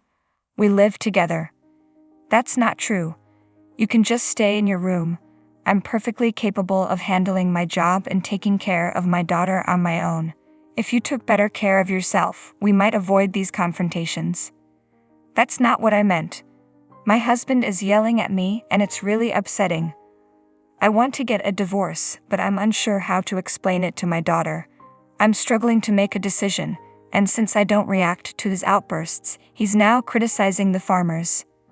Maybe your difficulty in understanding his underlying intentions is because you grew up on a farm. He really is acting like a child. I try to stay calm, but his comments about my parents really get to me. This time, though, I'm the one maintaining my composure. For the first time, a project I proposed has been accepted, and I'm so motivated that my husband's irritation doesn't bother me much. So you're saying you can't do your job because you grew up in the city? That's crossing the line. That's exactly what I'm going to tell you. Stop being a jerk. No, you were the one who started this. We've been arguing a lot lately. He used to be a nice guy, but he changed just before he switched jobs. My husband and I were already struggling to get along, but my work was going great. A few months later, I decided to resign from the company after discussing it with them and citing a licensing agreement. I chose to become independent. I had informed my husband about this decision in advance, but he clearly didn't pay attention. As soon as I resigned, he told me he wanted a divorce. You quit your job. Does that mean you expect me to support you? No, that's not it. Becoming independent is just like changing careers. It doesn't mean there won't be any income. You're going independent? Are you serious? That's not going to work. Well, if you feel that way, maybe you should go independent for me too. Wait, are you talking about divorce? I'm not going to support someone who isn't working. I was taken aback by his sudden mention of divorce. It left me speechless because my thoughts were focused on our daughter. Mom, get a divorce. My daughter, who should have been asleep, burst into the living room. My husband looked momentarily taken aback. I'm only making a clear choice. It's your fault for saying you're quitting your job. My husband, standing in front of our daughter, is trying to shift the blame. But my daughter only sees me, and my husband's behavior has been out of touch from the start.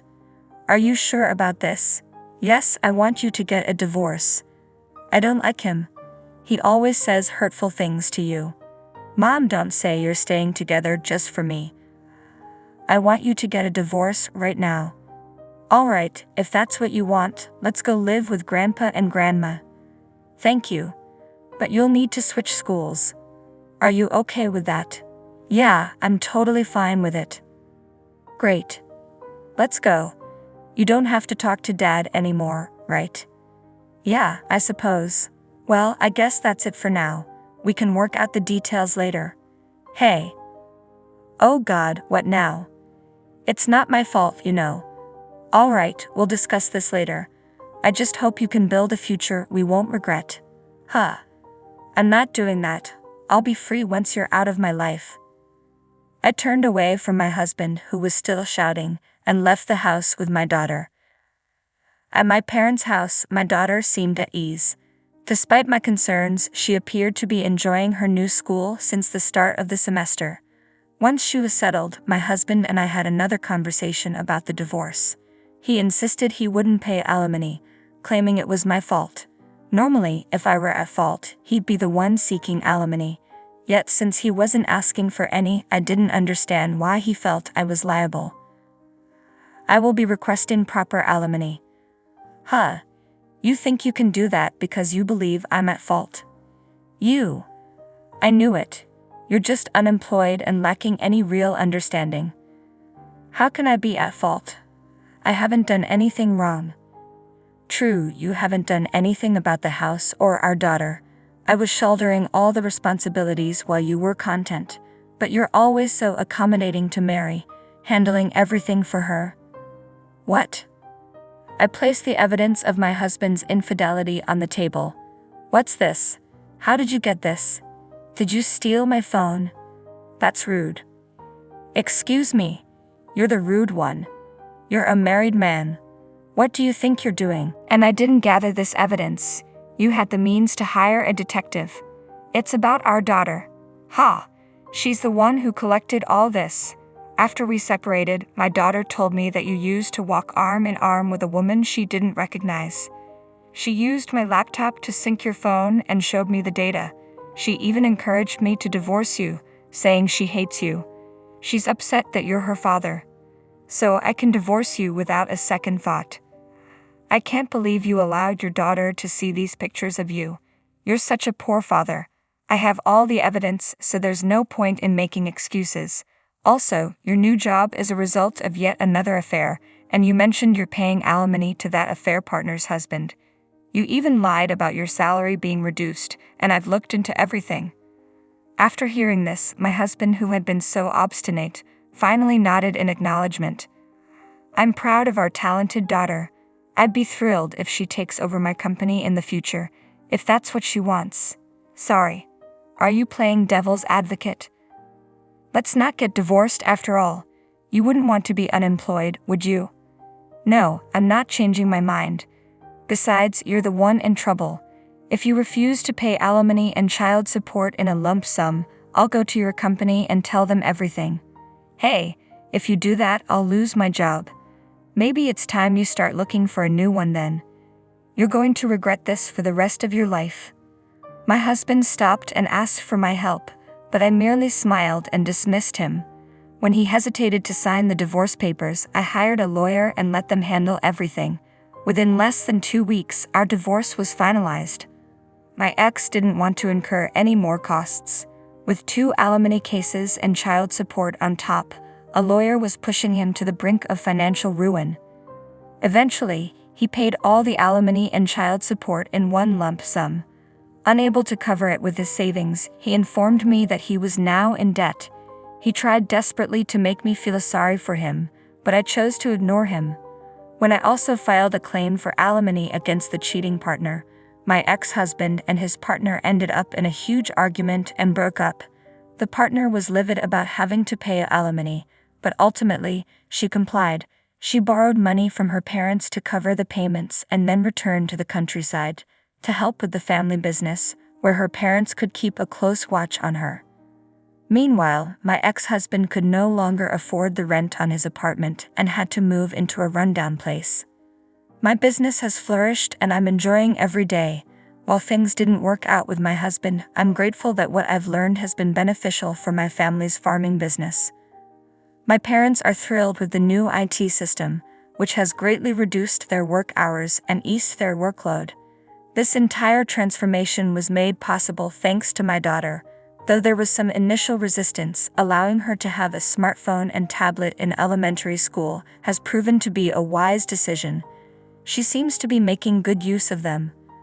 While my daughter still loves spending time in the fields, she's developing an interest in my work as well.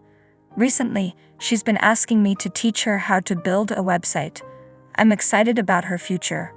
Although my 12-year-old daughter is exceptional, it saddens me that she has been exposed to the less admirable side of her father. I hope the adults around her will provide the care and support she needs. Your mother is right. I look forward to your future. Nobody cares about your business. My plan comes first before anything else. My daughter's birthday parties are the biggest priority. If you don't get her gifts right away, I'll ruin your daughter's funeral. A deafening yell from my mother-in-law made me regret picking up her call, especially at a funeral. I was shaking with anger. My name is Amy. I'm a housewife in my mid-40s with a high school-aged daughter. You might think a high school girl would be fussy about makeup and fashion, rejecting clothes her mother buys, but my daughter is different. She gets along with me and gladly wears the clothes I pick out. She's a considerate and kind girl, but she's not like most girls her age. She can't lead a normal life, putting on makeup, dressing up, falling in love, and enjoying her student life. It's tough. Are you okay? How's your fever? It's a bit down. Want to eat something? I'm not hungry. I don't want anything. You shouldn't say that. If you don't eat, you won't have any energy. I'll prepare some soup for you, okay? As I worried over my bedridden daughter, I continued with the household chores. My daughter, Hannah, is sickly and suffers from a weak constitution. There's a medical term for her condition, but I won't go into details here. A week after Hannah was born, her umbilical cord fell off and blood gushed out. We rushed her to the hospital where they diagnosed her with a certain disease. Since then, despite numerous treatments, she has never fully recovered and lives with the disease. Regular hospital visits are a must, and due to the side effects of her medication, her health often deteriorates. During severe periods, she has to be hospitalized. Since becoming a high school student, she's hardly been able to attend school. By any standard, it's unlikely she'll graduate at this rate. Nevertheless, Hannah goes to school on days she's well. On those days, she tries to be like a normal high school girl, fussing over her hairstyle, which brings a smile to my face. She doesn't wear makeup because it's against school rules. A diligent and good girl, even when suffering from illness, she strives to live with a cheerful spirit. I am proud to have a daughter like her. My husband is equally smitten with our daughter. If she becomes bedridden, he's quick to say, "I'll take the day off work and look after her." Of course, I have to give him a little push and send him off to work. We need him to keep bringing home the bacon, or we'll fall into a financial crisis. When I assure him that I'll take good care of Hannah, he reluctantly heads off to work. That's our everyday life. We're worried about our daughter, but our family is in good spirits, and I have a strong bond with my husband. I was blessed, living a peaceful life, but there was one person who wasn't pleased with our situation. Hannah is running a fever again. It's just pitiful. I wonder who she takes after. Mother-in-law, what brings you here today? What's the matter? Can't a mother visit her son's home? You're such a cold-hearted daughter-in-law. A frail granddaughter and a demon for a daughter-in-law. Lord, if I could only have the post-retirement years that I dreamed of. Yes, the person who is unhappy with our household is my mother-in-law. She frequently visits our home, which is just 3 bus stops away, and constantly spews her classic passive-aggressive remarks. She's enjoyed tormenting me ever since we got married. Now she's also unpleasant towards Hannah. Doesn't she find her own granddaughter adorable? My son never ran a fever this frequently. Amy, isn't this something from your side of the family? Mother-in-law, as I've explained countless times, Hannah's illness isn't hereditary. No, I'm sure your family's genes are playing a role here. I always knew taking you into our family was a bad idea. My mother-in-law seems fixated on belittling my family lineage, and her snide remarks never end. Eventually, I've grown accustomed to dealing with her, realizing that arguing is a waste of time. I let out a sigh, grabbed the freshly made soup, and headed to Hannah's room. Hey, I'm not finished talking yet. I could hear her yelling from behind, but I just ignored her. Once I entered Hannah's room, her voice became faint. Grandma came over again, didn't she? Right, same old mother-in-law bashing. No helping it, I guess. Grandma's just... My daughter Hannah let out a raised smile, but I know she understands. There's no way she can't hear my mother-in-law's loud voice, yet Hannah never speaks ill of her grandmother. On the contrary, she'll make a guilty face and say, "I'm sorry, Mom. It's because of me." Hannah, it's not your fault at all. She's not at fault in the slightest, yet Hannah apologizes to me. I don't want her to feel this way, so my husband and I always greet her with smiles. We create a cheerful atmosphere, not wanting her to dwell on negative thoughts, but my mother-in-law destroys that atmosphere in an instant. As I hugged Hannah tightly, I bit my lip, feeling her thin body so unlike a healthy high school girl. Feeling Hannah's warmth, I felt a sense of relief, but also realized that I must start keeping a distance from my mother-in-law. My days are occupied with taking care of my frail daughter, and on the rare days she goes to school, I worry non-stop. I took back our house keys from my meddling mother-in-law.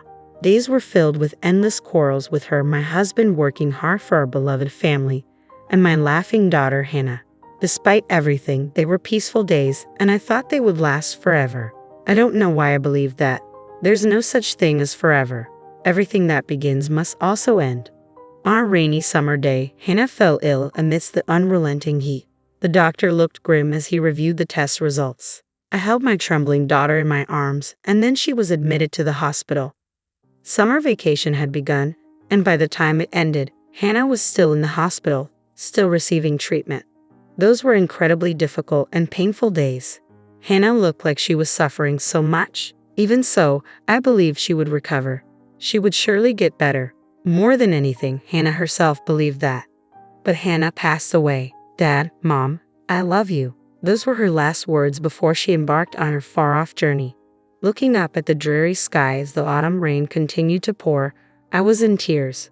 The tears wouldn't stop. It was raining during the funeral too.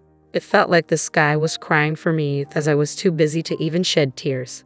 The tears I shed on the day Hannah passed away have now dried up. I was that busy. My husband, too, had taken time off work and was rushing around.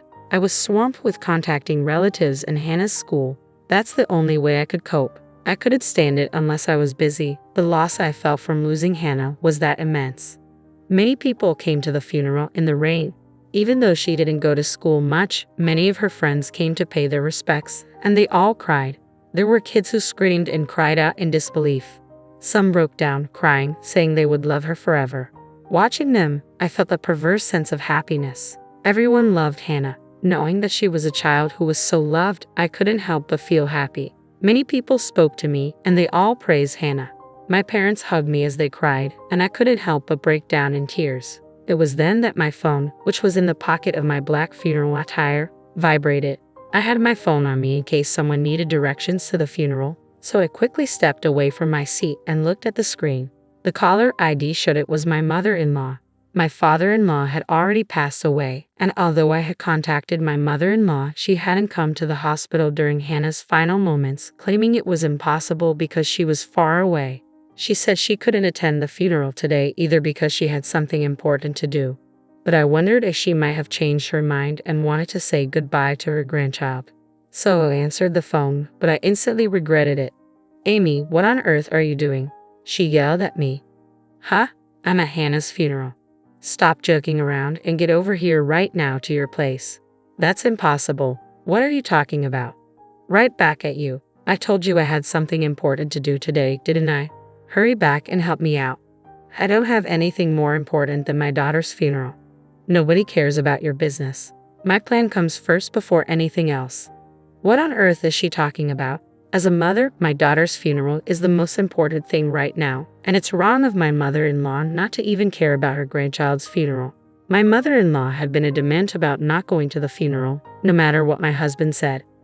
"Why do I have to help you with your stuff? If it's more important than your granddaughter's funeral, why don't you handle it yourself? You're my daughter-in-law. You're supposed to help me." "I don't understand what you mean. I'm celebrating my super precious daughter's birthday. There's nothing more important than this in the world." "Excuse me." I couldn't help but take an extraordinarily long time to respond. "What did you just say?" "My daughter is coming home after such a long time, and coincidentally, it's her birthday too. We have to celebrate it grandly, don't we? Like I care. So, I need to thoroughly clean my house and prepare a huge feast. Come over here fast." "But as I said, I'm in the middle of a funeral right now. I don't care about that. My daughter is more important than my granddaughter. Also, bring a present with a budget of over $500. Hurry up. If you don't bring any gift right now, I'll ruin your funeral." Click. I hung up on her. I couldn't stand to listen any longer. If I had to hear any more from my mother-in-law, I felt like I'd march over there with a baseball bat. Just how selfish can she be? Prioritizing her daughter over her granddaughter at a time like this? I'm not saying they should be compared, but to say her daughter's birthday is more important than Hannah's funeral. She must be kidding. I told my husband, Mike, everything that had happened, and we decided to ignore her. Mike tried to contact Sandy, but either she was still on the plane or we just couldn't reach her. Pulling myself together and regaining my composure, I returned to shedding tears at my daughter's funeral. The day after the funeral, Sandy visited our place. She had read Mike's email and flew here right away. She thought it would be faster to come home than to try to get in touch while traveling from where she lives, but it took her a long time to get here. In the end, she didn't make it to the funeral. Bowing her head in apology after paying her respects at the altar, she shared various stories with us. Stories I had never heard before about my daughter and Sandy, whom we hardly ever got a chance to see. Listening to them, I found myself reminiscing about my daughter when she was little, and once again, I started to cry. In the end, my mother-in-law didn't even bother to come to pay her respects.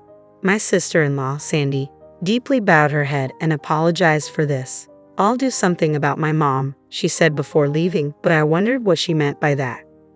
A few days later, the reality that my daughter was gone still hadn't sunk in, and I found myself in her room, holding on to the memories she left behind. I gently stroked her study desk. The room, untouched since her death, was filled with so many memories of her. Just as I felt like I was about to cry again, the doorbell rang unexpectedly. Startled, I quickly wiped away my tears and looked at the monitor. To my surprise, it was my mother-in-law. The same woman who had injured both my husband and me with her inappropriate remarks on the day of the funeral. She hadn't come to pay her respects and hadn't shown up in the days since. What does she want now? I had no intention of opening the door, so I responded via the intercom. What can I do for you, mother-in-law? Oh, Amy, please help me, she said.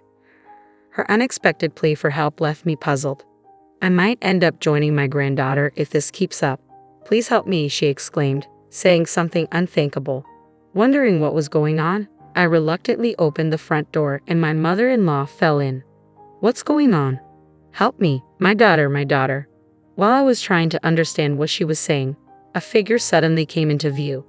Well, here you are, Mom, the figure said. It was Sandy. She had a smiling face, but it gave off a silent pressure. She's here, huh? What? Seeing the pale face of my mother-in-law, who screamed at the sight of Sandy, I was completely stunned. What on earth is happening? Oh, come on, don't say things like she's here. It's rude. See, Mom, it's your cute daughter, right? No, not cute at all. What in the world is going on? Just the other day, she was talking about her daughter's birthday being more important than my daughter's funeral. What happened in just a matter of a few days? While I stood there bewildered, Sandy handed something to our mother-in-law.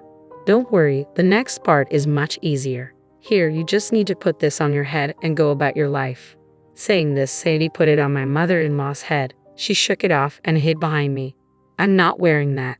Why not? People will think I'm a weirdo if I walk around with that on my head. Wondering what on earth it was, I looked at the object that had fallen to the floor.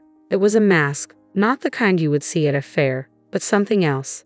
A mask that you might see worn by a tribe living deep in Africa during some strange ritual, the kind of thing a shaman might like. And why does Sandy have something like this?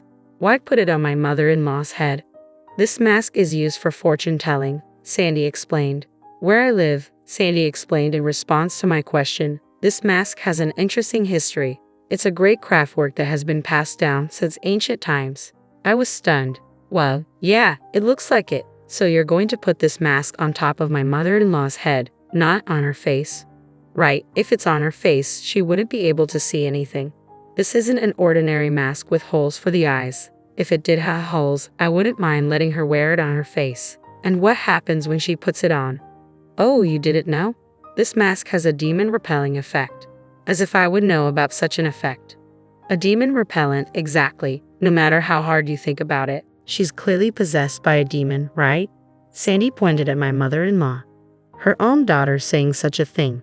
So this is what she meant by, I'll do something about my mom. If she wears this for a few days, I think she'll definitely become a normal human being with morals. I've been trying several methods for the past few days. A different method. I had her wear a necklace of garlic and run around the neighborhood. Isn't that for vampires, not demons? Or are vampires also demons? I'm not quite sure, but oh well. But what's with the running? Is that why my mother-in-law's been looking so worn out? That must have smelled terrible. Garlic isn't that bad unless you cut it open. You know that's not really the point, but that's beside the point. The issue is that she wore that and spent a few days running. I really wish I could have seen that. Do you want to see the pictures? Oh yes, please. Sandy has pictures. What a pro. You guys, what are you so happy about? Show a little more sympathy for me. My mother-in-law started to complain as Sandy and I were laughing and looking at the pictures. I almost forgot she was here. Why do we have to show sympathy for you? Sandy looked up from her phone and glared at our mother-in-law. Why? Because you're my daughter. If you want sympathy from your daughter, why don't you become a person deserving of sympathy? Do you think there's anyone else as sincere as I am? My mother-in-law retorted. Where's the good in someone who dismisses their grandchild's funeral as whatever? Sandy exclaimed, her mouth wide open in anger. When I rushed home for my niece's funeral, I found you just lounging at home. When I asked if the funeral was over, you boldly said you didn't go. I thought maybe you were sick, but you were just doing push-ups to show how fit you were. Push-ups? I echoed in disbelief. She wouldn't even go light an incense at the wake. I don't care about my birthday. Screw that, Sandy continued. What are you talking about? It's a parent's duty to celebrate their child's birthday. I've never heard of a grandmother prioritizing her daughter's birthday over her grandchild's funeral. Their shouting match grew so intense that both Sandy and my mother-in-law were panting heavily. That's why I'm saying we need to cleanse this rotten character of yours as if you've been possessed by a demon and start over," Sandy cried out, tears suddenly rolling down her cheeks. "It's pitiful that Hannah had a grandmother like you." Her words stuck in my throat. Sandy loved my daughter too. Even if the time they spent together was short, there was no doubt that Sandy loved her. Holding back the tears that threatened to spill, I stared hard at my mother-in-law. She faltered for a moment under my gaze. "Mother-in-law," I said firmly, "what did you do for my daughter when she was alive? And I'm not talking about giving her stuff. You didn't even care about her, did you?" "So what if I didn't?" she snapped. "There's no way I could have doted on such a frail child just because she's my granddaughter." "But my daughter adored you," I said quietly. At my unexpected words, my mother-in-law was at a loss. I told her to wait a moment and went back into the house. From my daughter's room, I took something and returned to my mother-in-law, who was still at the entrance. Then I handed her a letter. "What's this?" she asked, looking puzzled. "It's a letter from my daughter to you." My mother-in-law looked back and forth in surprise between me and the letter. In my hand was a letter certainly addressed to Grandma in my daughter's handwriting. She tentatively opened it and began to read. As she read, her eyes widened, and before we knew it, tears were welling up. No, I didn't do anything for Hannah," she whispered, her voice breaking. "I was never kind to her or showed her love." Crying out, my mother-in-law collapsed to the ground on her knees. Picking up the letter that had fallen from her hand, my sister-in-law also read it. "Sorry for not being a healthy granddaughter. I'll try to be stronger, so don't hate me. I love you, Grandma." Hannah. Even though she was such an unloving old woman, Hannah was a kind child. "Yes, she truly was," I murmured, my sister-in-law nodding with tears streaming down her face. Tears wouldn't stop from my eyes either. "I'm sorry for being such a terrible grandmother. I'm sorry. Forgive me, Hannah," my mother-in-law sobbed, bowing deeply on the ground. The three of us cried together for a long time. When my husband came home to find us in tears, he was taken aback. My sister-in-law briefly explained, then took my mother-in-law home. Despite her shaky steps, my mother-in-law clutched Hannah's letter tightly. A few days later, my mother-in-law expressed her wish to pay respects at Hannah's memorial portrait. I firmly declined but told her it would be fine for her to visit the grave after the burial service. Once the mourning period concluded, over the phone she said quietly, "I'm sorry." No matter how much she reflects and regrets, I can't forgive her cold attitude toward Hannah while she was alive, and certainly not her behavior on the day of the funeral. I plan to continue being almost entirely estranged from her, and I think my mother-in-law has sensed that. The pushy and slay old woman she once was is nowhere to be seen anymore. My sister-in-law returned overseas, and my husband keeps contact with my mother-in-law to a bare minimum. My mother-in-law now leads a lonely life in her old age, having developed dementia. Luckily, we quickly found a retirement home for her, and now she lives there. Of course, I don't visit her, and my husband only goes when it's necessary. According to him, my mother-in-law keeps murmuring, I'm sorry, Hannah." Even hearing that, I feel nothing. No matter how many years have passed, I can't forgive her, and I don't even want to. But then I think of Hannah, and my gaze falls on a picture of her smiling happily. If it were Hannah, that kind girl, she probably would have forgiven my mother-in-law. No, she probably never even held a grudge in the first place. She was such a kind child. "Mom, I love you," I thought I heard her voice and gently wiped my eyes. I bought a car worth 100 grand with some old man's money just after my husband's funeral. Ashley and I were mentally and physically exhausted, yet Julia said this with glee. David was happily looking at the contract Julia had brought. "Whose money are you talking about? What on earth is going on?" I couldn't help but raise my voice in frustration. Despite the fact that Ashley and I were mourning the loss of my husband, our eldest son and his wife seemed not only unbothered but even pleased. "The insurance money will be deposited, right? Plus, there should be an inheritance." Out of Julia's bag came, unbelievably, my husband's bank book. Seeing that, I burst into laughter. "What's so funny? You're planning to use that to buy. I feel sorry for you because that bank book." My words, spoken between gasps of laughter, turned the faces of our eldest son and his wife pale. "My name is Amanda Simpson. I was married to Chris and blessed with 2 children. Our eldest daughter Ashley and our eldest son David. Chris's family has been a line of doctors for generations. Both my father-in-law and mother-in-law have medical licenses. Chris had also been working hard since childhood to become a doctor. Drawn to Chris's hardworking and admirable character, which I got to know through a friend's introduction, we became a couple. Seeing Chris's dedication, our daughter Ashley also decided to pursue a career in medicine. Although Ashley wasn't necessarily academically gifted, she was diligent every day. As her mother, I was there to witness her efforts up close. I didn't force her to become a doctor. However, Chris was really pleased when she decided to become one by her own will. Mom, I got an A rating for the medical university. When she got an A rating from her dream university in high school, I couldn't help but shed tears at her success. No, it's not an acceptance yet. I still have to work hard without letting my guard down. I was genuinely happy to see her grow up to be such a kind and resilient person. But David, our eldest son, was quite the opposite. Born prematurely, David had always been frail, and I admit I might have been overprotective of him. But as David grew up, he got stronger and eventually caught up with his peers in physique. Without attending any cram school, he consistently scored perfect marks in elementary school tests. He grew up wonderfully, which was reassuring. However, in the latter half of his middle school years, David started coming home with bruises every day. David, what happened to you? Those injuries. I was concerned, but David started to ignore me. They looked like bruises from fights. Maybe he got into some scuffles. He's a boy, after all. There are times like these. It's kind of a good thing in a way that he's grown up to stand up for himself. As long as he's not causing trouble for others, let him be, Chris said with a laugh. In hindsight, I should have listened to Chris and left things to some extent. However, my overprotective nature towards David made me anxious. I constantly questioned him about the fights and who hurt him, which drove him away. You're so annoying. If you ask me one more time, I'll never speak to you again. Indeed, despite Chris's advice, I kept pushing. After David's stern warning, I reflected and stopped prying. But every time one bruise healed, another appeared. All I could do was watch over him with worry.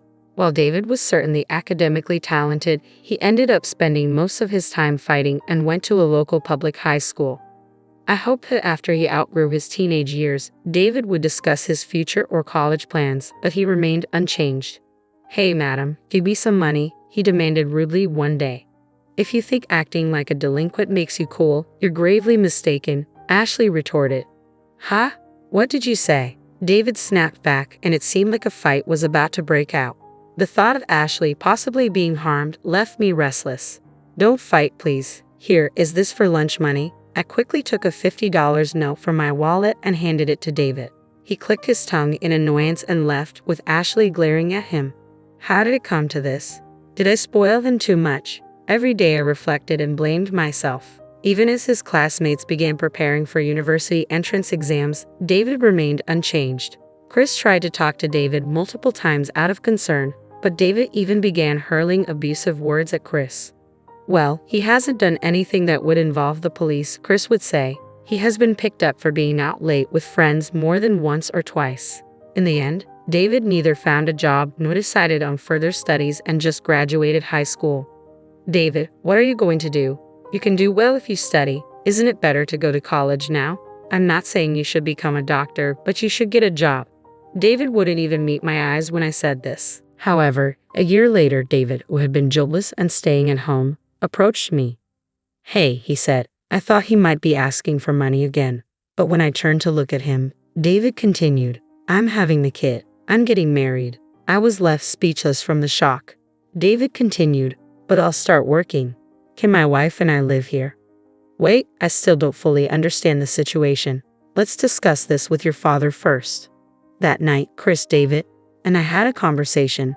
We, as parents, came to terms with David's decision to work and his determination to welcome a child and wife. We decided to accept this new family. On the day we were to meet her, Chris, Ashley, and I waited at home. David had gone to fetch her. He's late, isn't he? I remarked. Even after the promised time of 1 o'clock, the two hadn't shown up. We worried that they might have had an accident. We tried reaching out but couldn't get in touch. Contrary to our anxiety, the two casually appeared just before 3. We're back. Wow, this place is massive. It's like a mansion. Oh, nice to meet you. I'm Julia, she said. I was taken aback by the woman David had brought home. Despite claiming to be pregnant, she wore high heels, a short skirt that seemed chilly, and had long, shimmering, pointed nails. In her hand was a plastic bag from a baby goods store, and she greeted us with surprising words. "Nice to meet you. I'm David's mother. Really, you're prettier than what David described. Nice to meet you, Amanda." Her behavior lacked any semblance of manners, and I was simply stunned. "Where's my room?" she asked. "Oh, we haven't decided yet," I replied. "Okay, I'll just leave the baby stuff in the living room then." With that, Julia entered the house and headed to the living room. She then greeted Chris and Ashley with the same casual tone. The checkout line was so long. "Sorry for being late. You all waited, right?" Returning to the living room, Julia addressed me, Chris, Ashley, and I could only exchange glances without saying a word. "Are you all nervous? Just relax, okay? Chill out." We were simply astounded by her words. We thought today was just a greeting, but Julia came in, placed a ton of luggage in the living room, and acted like she owned the place. Afterward, I greeted Julia again. She was 22 years old and apparently worked part-time at a bar. As a child, her parents divorced and she was raised by her father. However, he later disappeared, and she seems to have grown up in a children's home. I understood it must have been tough without any family, but there are kids who turn out well despite that. I don't think one's circumstances can be an excuse for rudeness. Then Ashley talked to Julia as she discussed her past. "How many weeks pregnant are you now? I noticed earlier that you're wearing high heels. Your belly doesn't seem to be showing yet, but it's dangerous." I felt relieved after Ashley kindly said that. Then on Julia's behalf, David spoke up. "Right, I thought the same, but Julia apparently only has heeled shoes. Buy her some, madam." Suddenly, the conversation shifted to me, and I was taken aback. "Oh, don't be so surprised. You probably don't know my taste, right? If you give me money, I'll choose for myself." I was at a loss for words at Julia's lack of hesitation. Ashley shouted at the two of them, "Why should Mom buy it? Why don't you, David?" "But the baby inside me is her grandchild, isn't it?" Julia retorted. "So what? It's your child?" Ashley shot back. "Scary. Is this what a sister-in-law is like?" "Hilarious," Julia said, mocking her. Ashley was furious at that remark, while Chris just kept silent, his mouth shut tight. What kind of attitude is this? She seems to be looking down on us even though we just met. However, we have to live together from now on. It wouldn't be wise to fight now. Over time, I believe her maternal instincts will grow and she'll change. When that time comes, she should naturally stop wearing heels and remove her nails. That's all I can hope for. Ashley, being a doctor, was particularly concerned about Julia's lack of parental awareness and said sharply, "Anyway, make sure you earn and buy your shoes before your belly gets large. Also, remove your nails. If you can't get a pulse oximeter on, they'll forcibly remove them." With that, she stormed out of the living room and locked herself in her room. Julia seemed to be mocking Ashley, but then laughed when David said, "Don't worry about her. She's just jealous because I got married before her."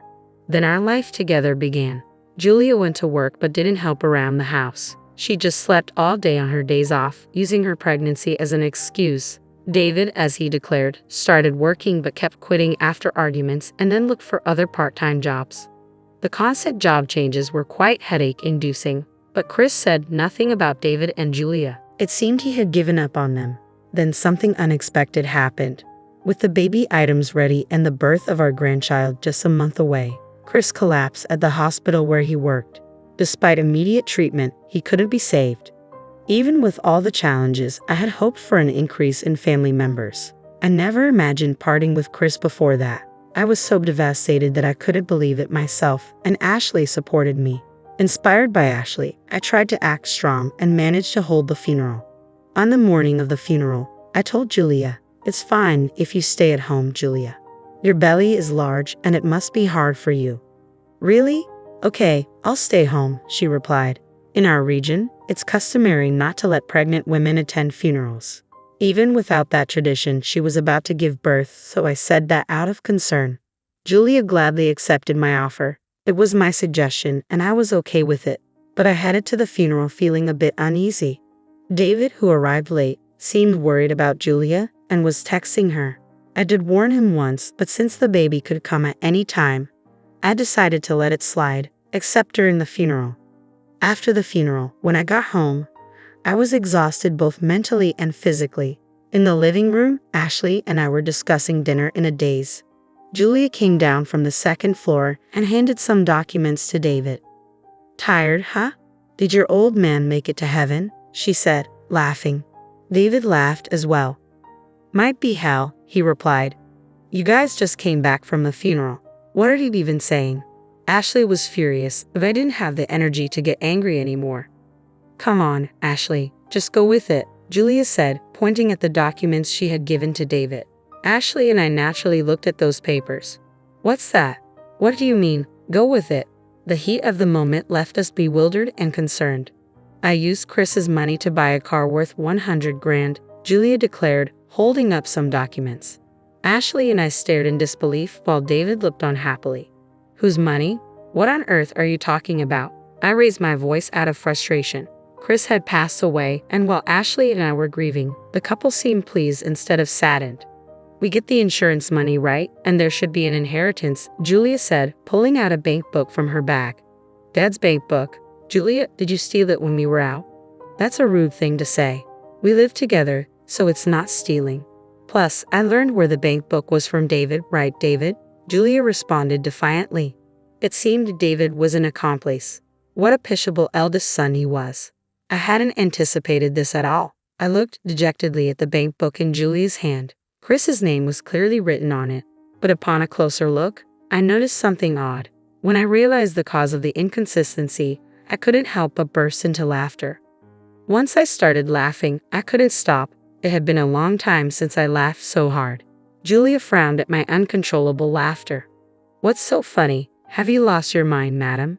David hurled insults at me, but I wasn't even mad anymore. All this time, I thought David was smart, but I was wrong. I felt sorry for the foolish couple. "Let's see, you wanted to buy a car, right? Have you signed the contract? Are you going to use that money? I feel sorry for you. Did you see the balance in that bank book?" Upon hearing my words, David hastily took the bank book from Julia and opened it. "What the hell? There's only $3 in here." The couple looked at the bank book in shock.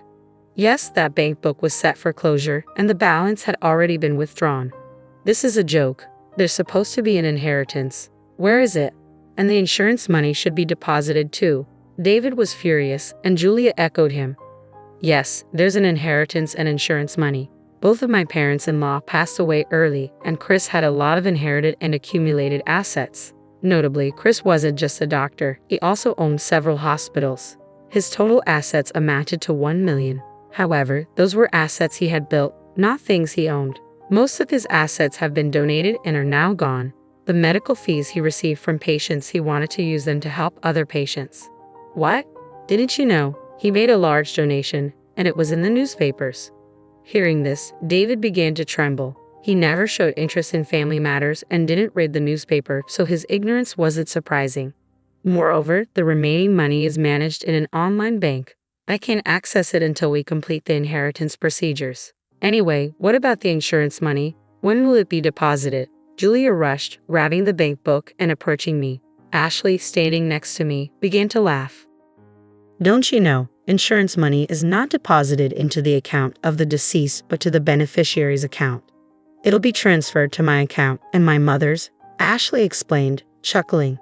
Hearing this, Julia's bank book slipped from her hands. David looked dumbfounded, and Ashley and I exchanged glances, stifling our laughter.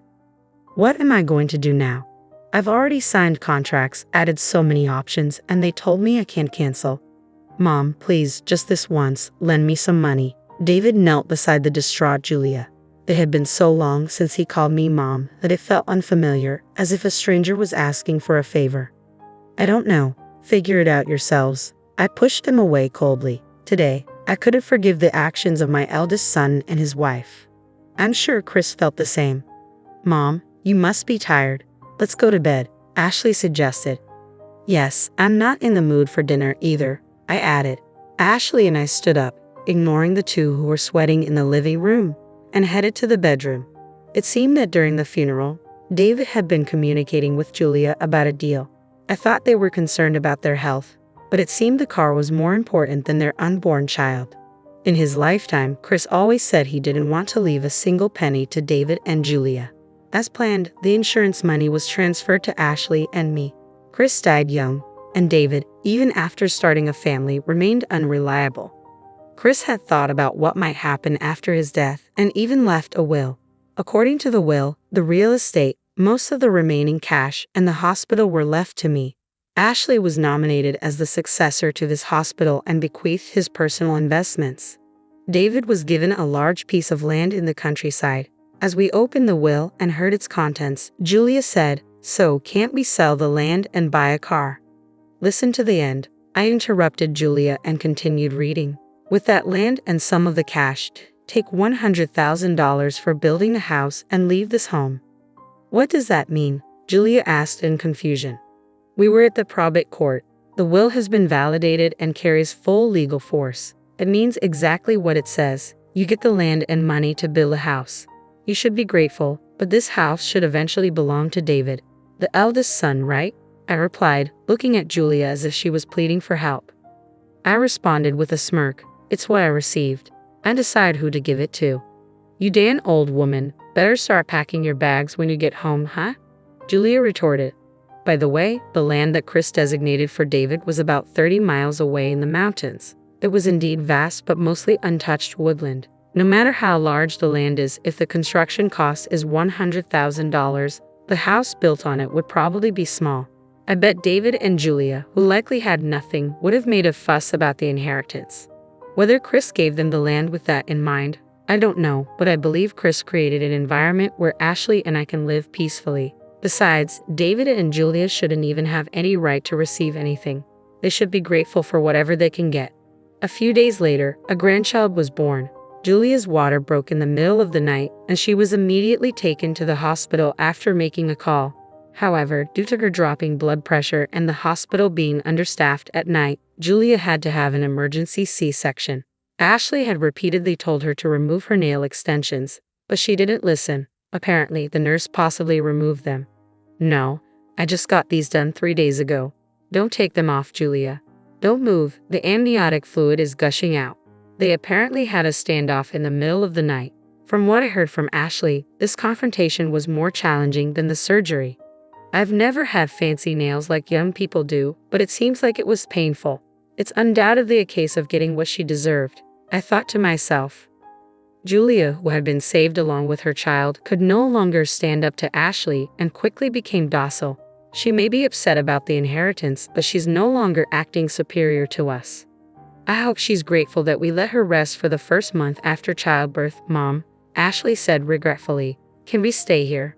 We don't need the land or the money. No, even if you stayed here, you both only earn as much as part-time jobs and don't contribute to household expenses. I replied firmly. David's plea was met with a firm denial from both Ashley and me. Reluctantly, David went to cancel the car purchase, but he was charged a penalty fee of $10,000, which he had to pay from the $100,000 set aside for construction. Whether they were reluctant to move to the countryside or not, they considered selling the land and renting an apartment. However, the rent was too high for David and Julia's salaries, and there were no buyers for the vast woodland. They realized they had no choice but to build a house on it, as stated in the will. Desperately, they started looking for a contractor who could build a house for $90,000, but it wasn't going well. The baby is still young, so I'm letting you all stay here for now. You can leave whenever you want, okay? I told David, who fell silent at my words. A week later, they found a construction company, but all they could afford was a small prefabricated hut. I didn't expect Julia to keep it clean, so even a small house should be fine. I told the couple who were preparing to move. You'll need to decide on daycare, so until you're settled, I can take care of the baby. You both should become independent as parents first. You're taking our child, you monster, Julia exclaimed angrily, but David stopped her. With just my earnings, it's impossible to support the two of them. Let's leave our baby here until things settle.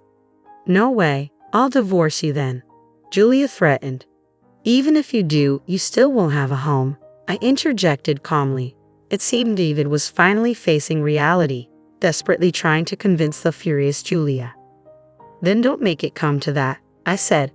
I didn't say I'd take her away. If you can, take her with you. When I snorted and said this, Julia bit her lip in frustration and quieted down. She must have realized that she had no choice but to temporarily part with her baby. Afterward, the couple quietly packed their things and left. I did feel sorry for the baby. However, having parents like that might not make much difference. Of course, if they change their ways, it would be best for the baby to be raised by her own parents. But I couldn't help but think that the baby might be happier being raised by Ashley and me. David and Julia, who moved to their new land, contacted us almost every day. If it was about the granddaughter, I was happy to reply. But all they ever asked for was money. When ignored, they sent pictures of bread for dinner. Seeing this, Ashley laughed. Even if they ruin their health, they won't be able to afford medical bills. In the countryside, a car is essential, I commented. They're currently driving a used car they bought for $3,000, which frequently stalls. They might be saying this to gain our sympathy, but they don't know it's just a laughing matter for us, Ashley added. In this situation, they probably won't be able to take their daughter back, I concluded. But as long as we can live with our adorable granddaughter, I think it's okay. When she turned 3, she was very cute, kind, and nothing like David or Julia. She was a hard worker. Ashley bought her a number puzzle, and she eagerly learned numbers and could already read letters. David and Julia are still living day by day, Ashley observed. Occasionally, when they receive pictures of their daughter, they exclaim, "Super cute," as if looking at a stuffed toy. It still seems impossible for the two of them to become parents, I mused. When the granddaughter grows up, I hope she can learn from her parents' mistakes and grow up straight. That's what I think.